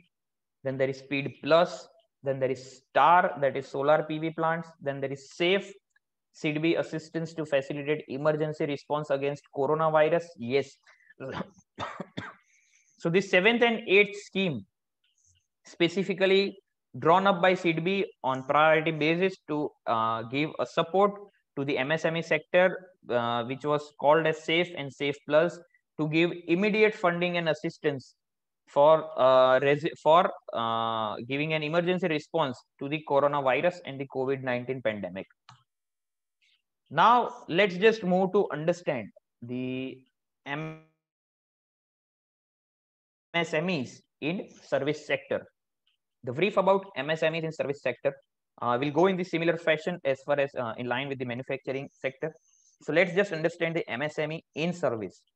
So when we say that MSME in service, it covers the enterprises engaged in providing or rendering of the services and are defined in terms of investments in equipment. The same statistics goes here as well, which highlights the importance of MSME, specifically the service sector, that has played a crucial role in generation of employment, in development of the industries in urban and rural areas, development of innovations, and promoting entrepreneurship growth. Now, the assistance from central government, if we talk about service sector, so to name a few, that includes the Employment Generation Program, PMEGP, the CGT MSE, Then there is design clinic for design expertise to MSMEs. Then there is technology and quality upgradation support to MSMEs, entrepreneurial and managerial development,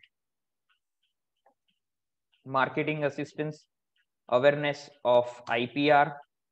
And if we talk about SIDBI, the STFS and the RIS, that is SIDBI Trader Finance Scheme and the Retail Loan Scheme for Trade Finance. The other benefits, what we have discussed with regard to the manufacturing and service sectors, the specific schemes that are being made available by the SIDBI may not be specific for MSME, but yes, for the other small enterprises which may not be governed under the definition, probably might be covered under those schemes which are being offered by SIDBI. Moving further, what are the other benefits that are being made available to the MSMEs? So, taking a bird eye view, what we can see is, apart from the schemes and subsidies that are being available, there is an assistance under the COVID-19 scenario, which most of the MSMEs would have been benefited with. Then there is Mudra loan. Then there is TReDS. Yes, TReDS is a very innovative and nice concept that will be specifically covered. That will be specifically covered in this session. Just a second.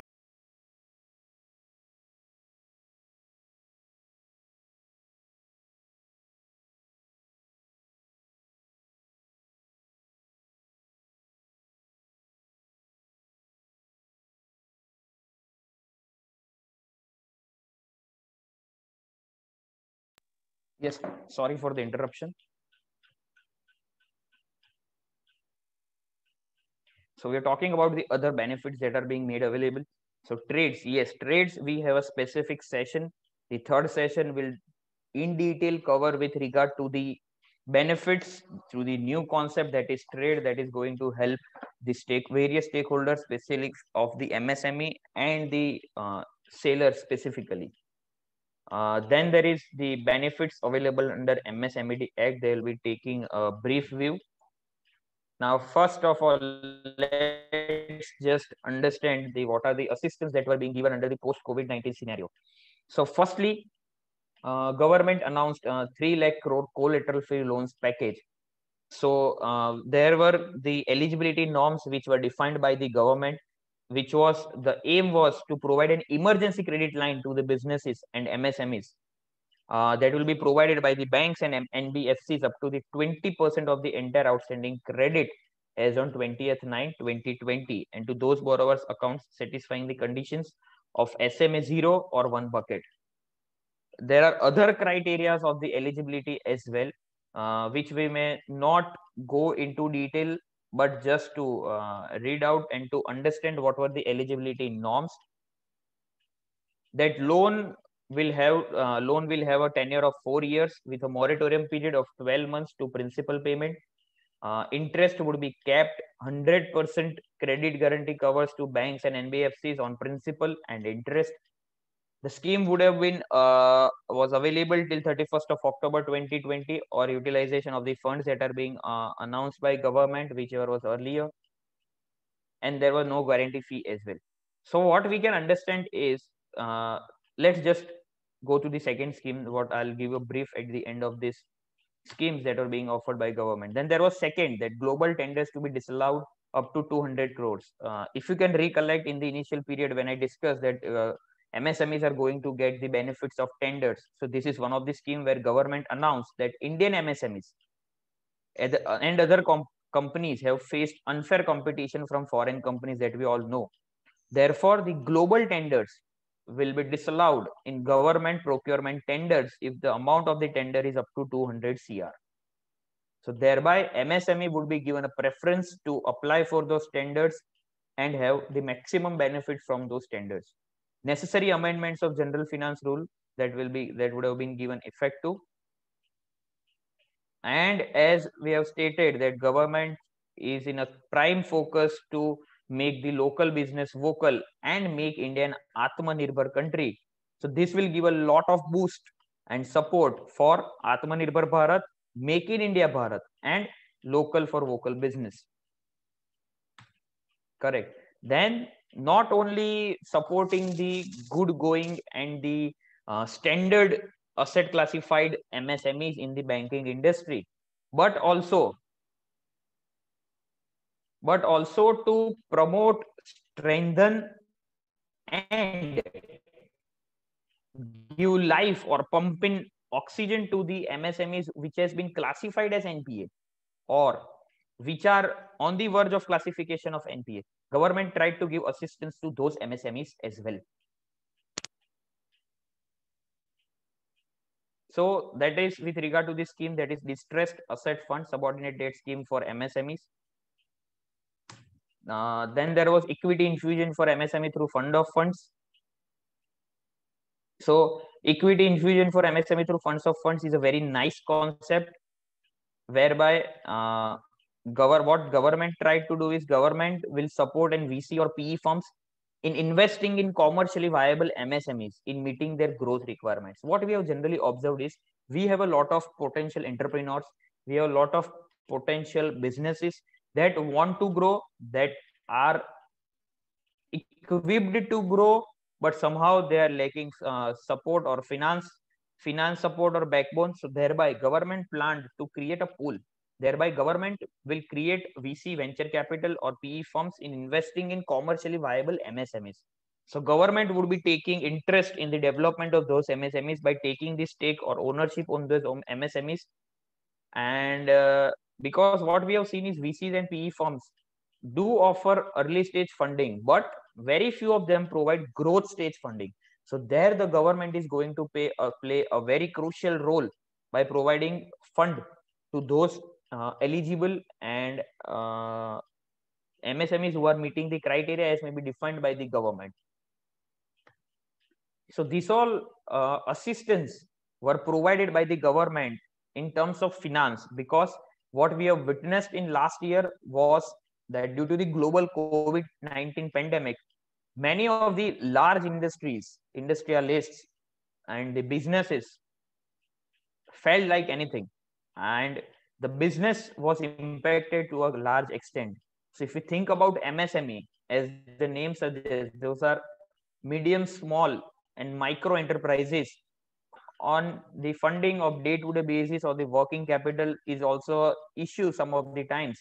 So during those time, government played a crucial role by coming up with various facilities, by providing fund to not only the good going MSMEs, but also to ensure that the MSMEs who are affected the most by the global COVID pandemic may survive through the phase, a temporary phase, post which definitely they are going to boost up like anything and help the India in being Atmanirbhar. Now moving ahead to the Mudra loan, that will also, I suppose, would be covered by the faculty in the schemes that are being offered. So Mudra loan is also good assistance to the MSMEs on fulfillment of certain eligibility criteria that are being defined, the securities that is to be offered, the tenure of assistance, the repayment cycle. The amount maximum is the 10 lakhs in 3 categories: Shishu, Kishore, and Tarun. And various other criteria are there on fulfillment of which an MSME becomes eligible to obtain the Mudra loan. Yes, TReDS. TReDS stands for Trade Receivable Discounting System. Just to give a brief, as we all know that MSME is playing a crucial role in economic fabric of the country. Still, they face constraints in obtaining adequate finance. When we are talking about MSME, what we are constantly seeing since last half an hour is the term finance, because MSME in themselves are not that potential financially to make their projects viable or expand their wings beyond a certain level. Now, we have witnessed the various schemes that are being offered by central or state government or the financial bodies. And not to forget the COVID-19 package, which offered a tremendous volume of the funds to the MSME to continue their business. But now when the MSMEs continue their business, what the problem basically MSMEs are facing, and what are the implications, why the act was strict with regard to the payment terms, we will be able to understand why the TReDS was introduced. TReDS is a platform that gives a facility to the buyer and seller to discount the bills that are being generated. So now what does that mean? what is being observed is the MSMEs are making their business, they are small in size. So the working capital cycle keeps on moving. The fund requirement are effectively obtained from the moving continuous working capital cycle. But what was observed since ages and years was MSMEs were selling their product but were not able to collect the funds on a regular basis, increasing the debtor cycle and thereby increasing the creditor cycle on the other hand. That led to lapse of many of the MSMEs going bankrupt or conclusion of the business. But thereby, the government came up with this facility, that is TReDS, where government has created a platform where they will bring in the finance providing entities, the required one who requires the fund, and the other on the other side. Say for example, government has created a pool of the seller who has sold the product. On the other side, the buyer who has purchased that product, who vouches that yes, this sale was being undertaken and was procured by us. And the finance, this is a bill discounting feature basically which has been made available by the government, where the seller would be able to procure the funds at a certain period before the maturity of the bill if they want to avail this facility. So this is viewed as a great benefit and potential effective scheme for the MSME sector, where they can obtain the funds after giving certain discount or interest charges to the financial institutions and obtain the majority of the fund in the initial period and can be utilized for their working capital cycle. So what are the features of these TReDS? Unified platform for sellers, buyers and financiers, eliminates the paperwork, ease access to the funds, transactions are made totally online, promoting digital India movement, competitive discount rates are being offered for the availing this facility, seamless data flow and standardized practices. Now, how this facility is to be used? What is this facility? What are the eligibility norms? That all will be discussed in the third session by the respective faculty. Now let's just understand the brief about MSMED Act 2006, where taking a brief or the highlighted view, there are around 6 chapters in the Act, ranging from section 1 to section 32, where section 1 and 2 gives brief about the short title and the definitions. Section 3 to 6 describes about the constitution of the National Board for MSME. Section 7 and 8 provides the brief about the classification of enterprises, advisory committee, and memorandum of micro, small, and medium enterprises. The section 9 to 13 includes with regard to the measures for promotion, development, and enhancement of competitiveness. Further, the section 15 to 25 describes about the delayed payment to MSME enterprises. Now, this is the very prime and focus area for the purpose of the MSME, where many of the stakeholders are interested into, including the MSME themselves. And section 26 to 32 gives some miscellaneous sections which are not covered above. Now, let's just understand the limelight topic or the talk of the town topic, that what are the consequences of delayed payment to MSMEs. What I have witnessed since last 2-3 years, since this section or the phrase or this area has become important with regard to the consequences that will be faced by the parties in case of delayed payment to MSME. We have witnessed that many of the entities are going for the MSME registration with a core intent to get the payment within due time or to take penal actions against the buyers who are not making the payment in due time. Now, you can correlate all these things with the initiatives that are being taken up by the government from time to time, and not to forget these TReDS.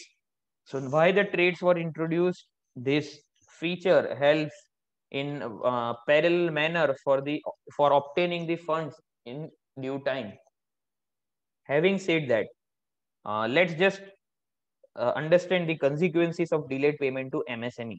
The most important benefit which is available to the enterprises registered under the Act is given under Chapter 5 of the Act, which states that the buyer has to make payment on or before the due date agreed on between him and the supplier in writing, or in case of no agreement before the appointed date, where appointed date means the day following the immediately after expiry of a period of 15 days from the date of acceptance or the date of deemed acceptance of the goods and services.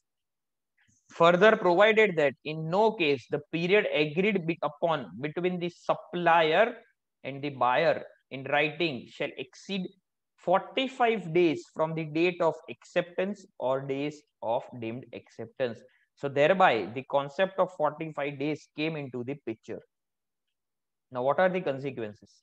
If the buyer fails to make the payment of the amount to the supplier, he shall be liable to pay interest at the rate as mentioned in the agreement entered, and if or as per the law in force, or be liable to pay compound interest with monthly rests to the supplier on the amount from the appointed day that we have discussed earlier, or on the agreed date at 3 times of the bank rate notified by Reserve Bank of India.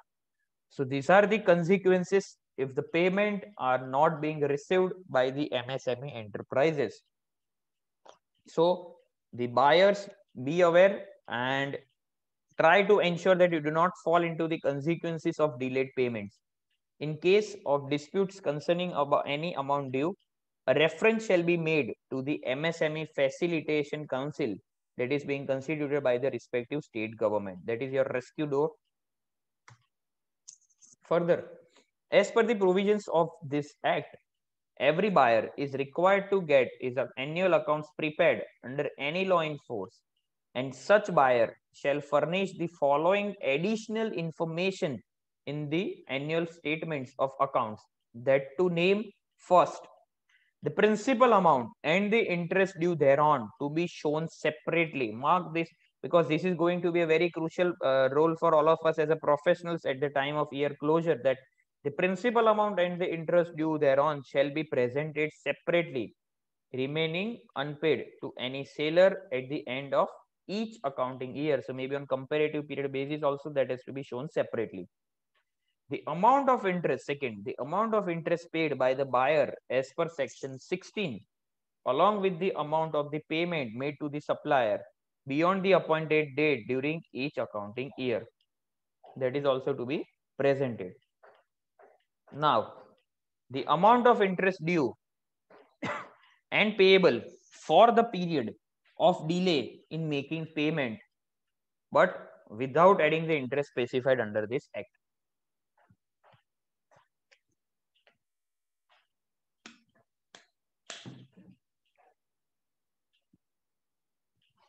So the third one is the amount of interest which is due and payable for a period of delay in making the payment, but without adding the interest specified under this act.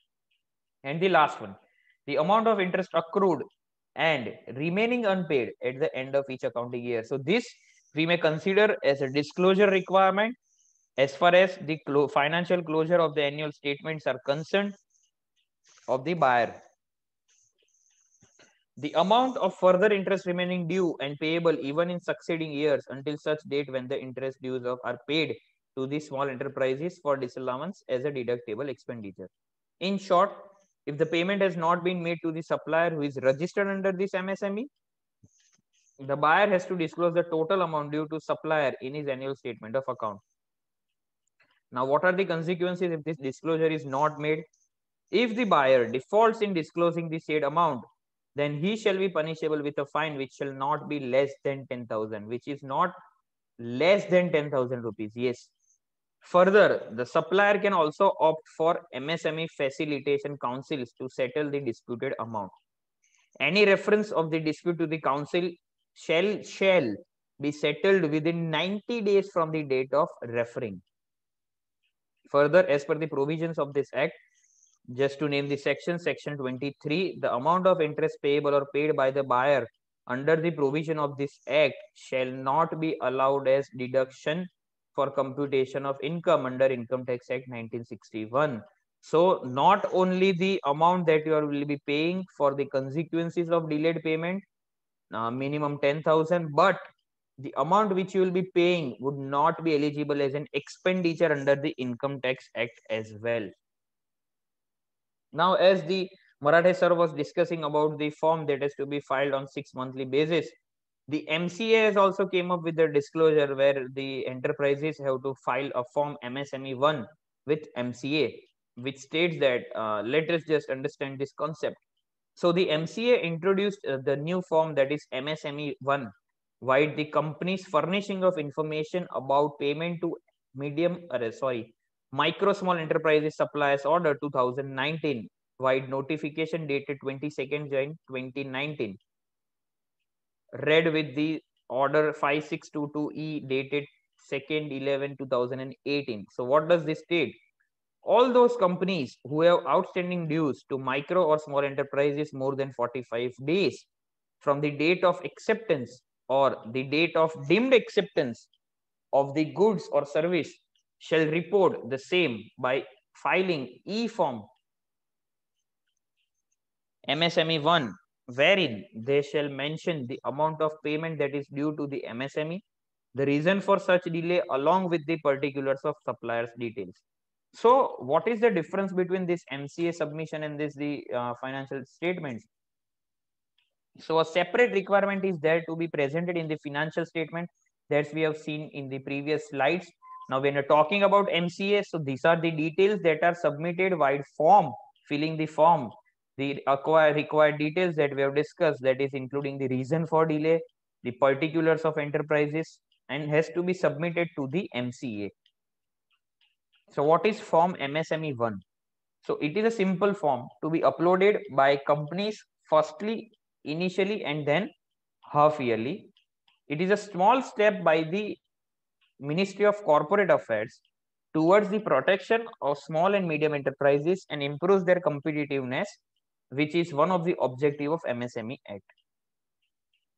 I can recollect the line which was stated by Marathe sir, that as per the report of credit agency, if all the benefits are duly and properly utilized by MSME would definitely play a crucial role that will conclude at the end of the session.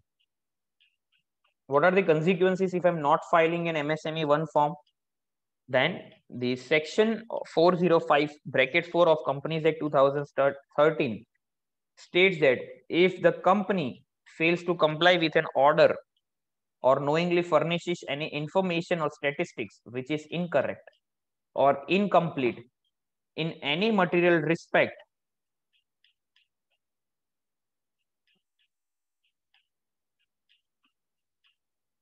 the company shall be punishable with fine which may extend to rupees 25,000, and every officer of the company who is in default shall be punishable with imprisonment for a term which may extend to 6 months or with fine which shall not be less than 25,000 rupees, which may extend to 3 lakh or with both. So the consequences here is the amount that will be penalized to you will be extend to the 25,000 rupees or 3 lakh or both, and the imprisonment facility is also there for all the officers who is in default. Now, further, I was just going through the MSME website and I found a very interesting program that is being launched by the MSME from the government side, that is Entrepreneurship Skill Development Program, that is ESDP. So this is a promotion and development program that is being organized regularly to nurture the talent of youth by enlightening them on various aspects of industries, business activities required for setting up MSMEs. So likewise, we do the certification course, the trainings that we undergo on behalf of the that are being offered by ICI in the similar pattern. This MSME sector is also having the practice of giving trainings, nurturing the entrepreneurs and the business person in how far the MSME can play a role in the nation building. Now, to name few, the activities that are being conducted under the ESDP scheme includes IMC for 2 days, that is Industrial Motivational Campaign, Entrepreneurship Awareness Program, Entrepreneurship cum Skill Development Program, Management Development Program. So these are the activities that are being conducted that helps to ensure that the MSMEs grow and help the government in an aligned or parallel manner. So who can apply to those schemes? That is youth and other people interested to set up their own industrial business or self-development venture can definitely attend this training. The qualification of the participants and the structure of fields is decided by the implementing agencies, and the age of participants should be 18 years or above. Who wants to apply can visit the government's portal of MSME, and thereby they can go for registration of the respective training program. Now, let's just understand the role that is government played through MSME COVID-19 package. So, major of the thing is discussed.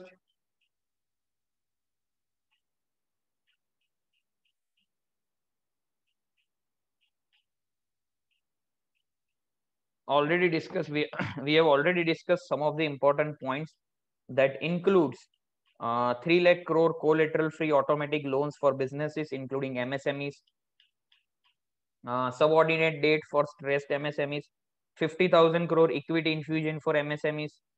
New definition of MSME is already discussed. So this was the entire things that was being taken up during the COVID-19 period, and effectively government directly focused and targeted on the MSME sector and wanted that MSME should play a crucial role in nation building. The global tenders that we have discussed in detail, other interventions for MSMEs including receivables from government and CPSEs to be released in 45 days. That was the instruction that was being received. Enhance the transaction based lending using the data generated by e-marketplace, etc. Now, this is already discussed. Collateral free automatic loans for business including MSME, subordinate debt for stressed MSMEs. Now, why I have taken these points, though the period of the availing benefit this has lapsed, because the year end is approaching. We being professional brothers and sisters would be carrying out audit and assurance services and would be providing those services to this many of the enterprises who are falling under the MSME category. Further, who would have availed or would have been benefited through these schemes of the government by obtaining finance or obtaining the subsidies and facilities. But what precautions or preconceived notion we should take as a professional while carrying out these assurance services is to ensure that these facilities do not come on its own. These facilities are being received on the applications being made by the enterprise with respective authorities, the institutions. Once they are offering or going for these institutions and obtaining the schemes and the benefits available, there are certain eligibility criteria that are supposed to be made pre-obtaining the facilities or benefits, and effectively post-obtaining the facilities as well. So right now where we are standing is on focusing on the post-eligibility criteria that are supposed to be fulfilled. Because if you understand, say for example, if I talk about the collateral free automatic loans, though the fact the once one would have obtained a collateral free automatic loan for business in under the MSME sector, so for example there would be a moratorium period of 12 months as far as the principal component is concerned. But say for example the loan tenure is of 4 years and the moratorium period is offered for the principal component, not for interest component. So when we are talking about that interest component, that is to be paid on regular basis, so as to ensure that the bucket of SMA 0 or 1 do not get shifted to the lower level, maybe SMA 2 or 3 or maybe going to NPA. So that is the important criteria that is to be fulfilled. So for example, any loan is obtained, the sanction letter would be your Bhagavad Gita to ensure that the compliances are being made as mentioned in the sanction letter, so as to ensure that the year-end closures of these entities do purely meet with the requirements of the schemes or benefits that they would have obtained from the entities or the government or the institutions at the year end, so as to give a true and fair view of the financial statements. Moving further, subordinate debt equity infusion is also covered. Now this is also being covered by sir very nicely with regard to the change in definition which was observed previously. Now just a point which I want to highlight here is we have witnessed during COVID pandemic, earlier the definition was there, that was extended. Now if you can see the comparative table on the screen, the definition of last, that is medium enterprises, thereby you can see the amount has extended from 20 to 50, that is with related to investment in plant and machinery. Secondly, with regard to the turnover, that shifted from 100 to 250 cr. The important point to be noted here is in the first page when the government came up with the third column which highlights the criteria for falling into respective category of enterprise, a lot of the government's intention was very clear. They want to cover most of the enterprises in the economy under the roof of MSME and provide unlimited benefits to those MSME so as to achieve an end goal of being Atmanirbhar, making the local business vocal and promoting the local business at a global platform, and the various other benefits that we have discussed that we'll cover at the conclusion of the webinar. But when this notification was popped in and many of the associations made representations to the government that look, government, your intentions we understand, but the eligibility criteria which you have offered us, that is with regard to the bounding the limit up to 20 crores in plant and machinery and turnover up to 100 cr, this will not help to achieve your object because many of the industries are also falling beyond this limit, which are not those big in size, but yes, they may be covered in the MSME so that MSME business and entities at large can obtain the maximum benefit that government want to offer in increasing the business potential in development of the country, generation of employment.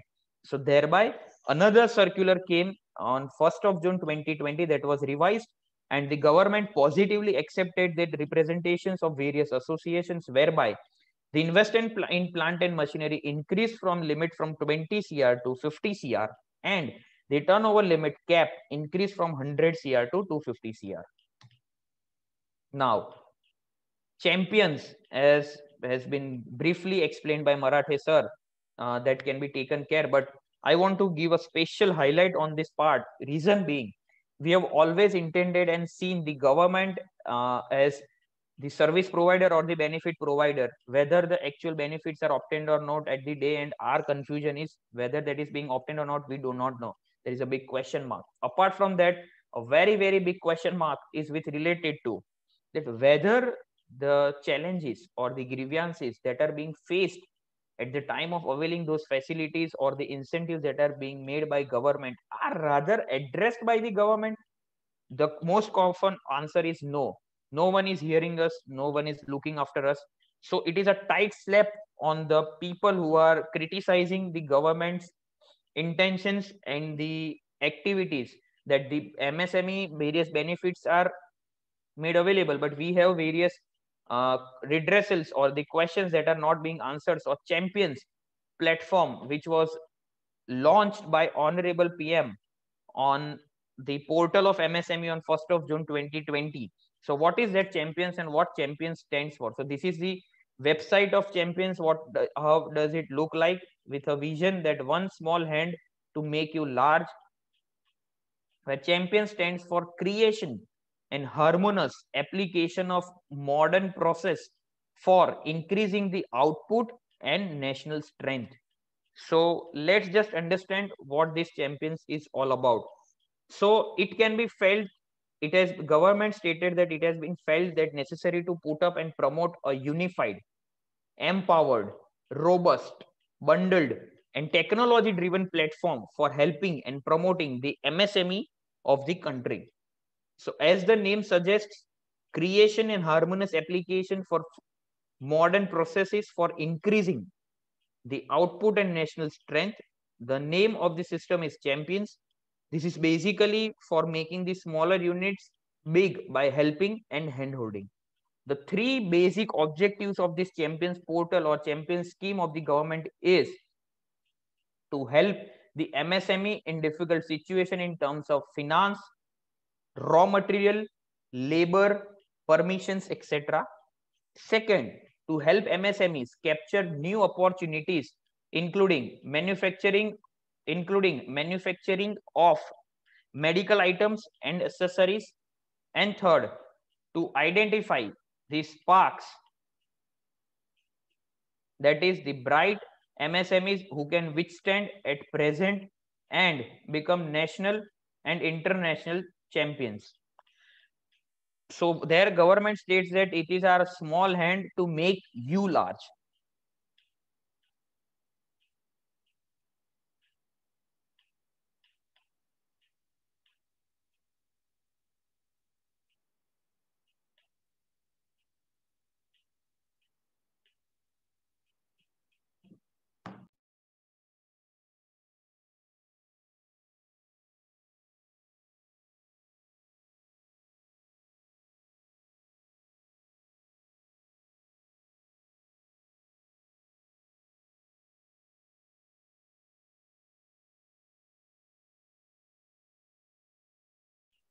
So having said that, and what we have come across is we have witnessed and I suppose every participants would have understood that why MSMEs are given due importance. If we connect the dots of the entire session, first, why there is importance.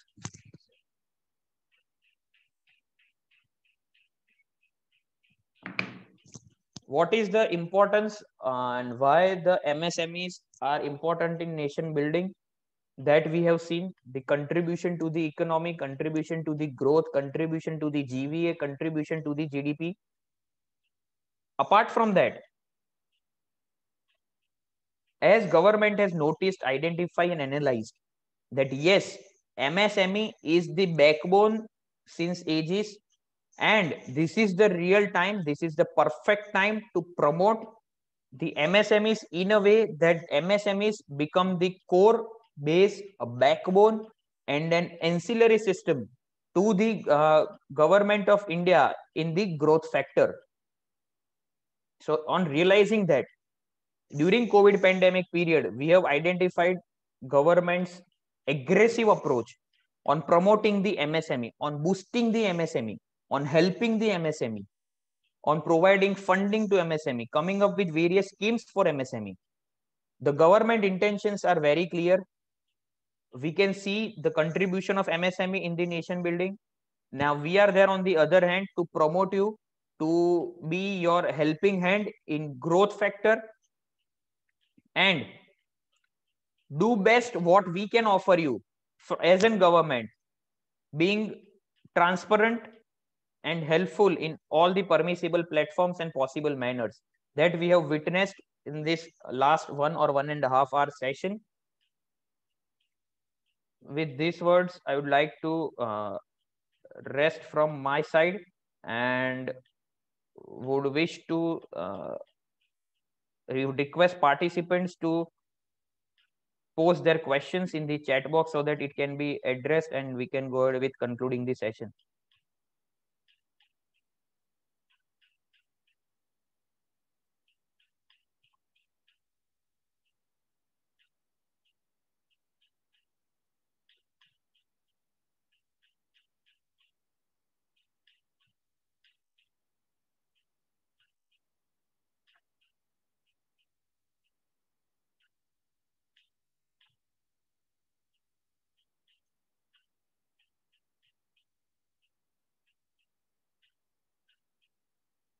I think Jainam we can go ahead with the closure of session and we can conclude the session.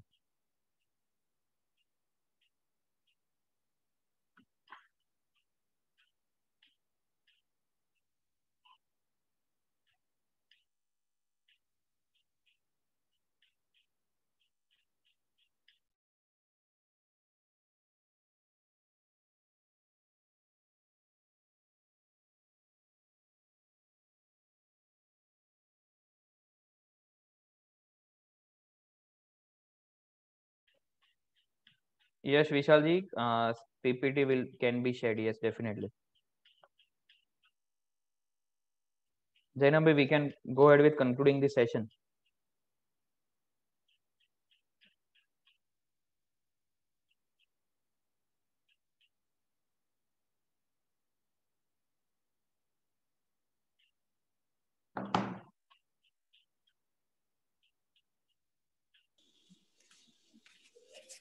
Hello. Yes, you're audible. Can you hear me? Hello. Can you hear me? Yes, you are audible. Please go ahead. Yeah, so thank you, Vedant Parikh, for your such an enlightening session. And on the behalf of Ahmedabad branch of WIC or ICI, I would like to thank you for sparing your valuable words with us and sparing your time. Thank you so much, participants, for your support. And thank you once again, Vedant, for the for providing guidance on the topic. Thank you. Thank you so much. Now, participants will be joining in the second phase of the session. Thank you. Thank you so much.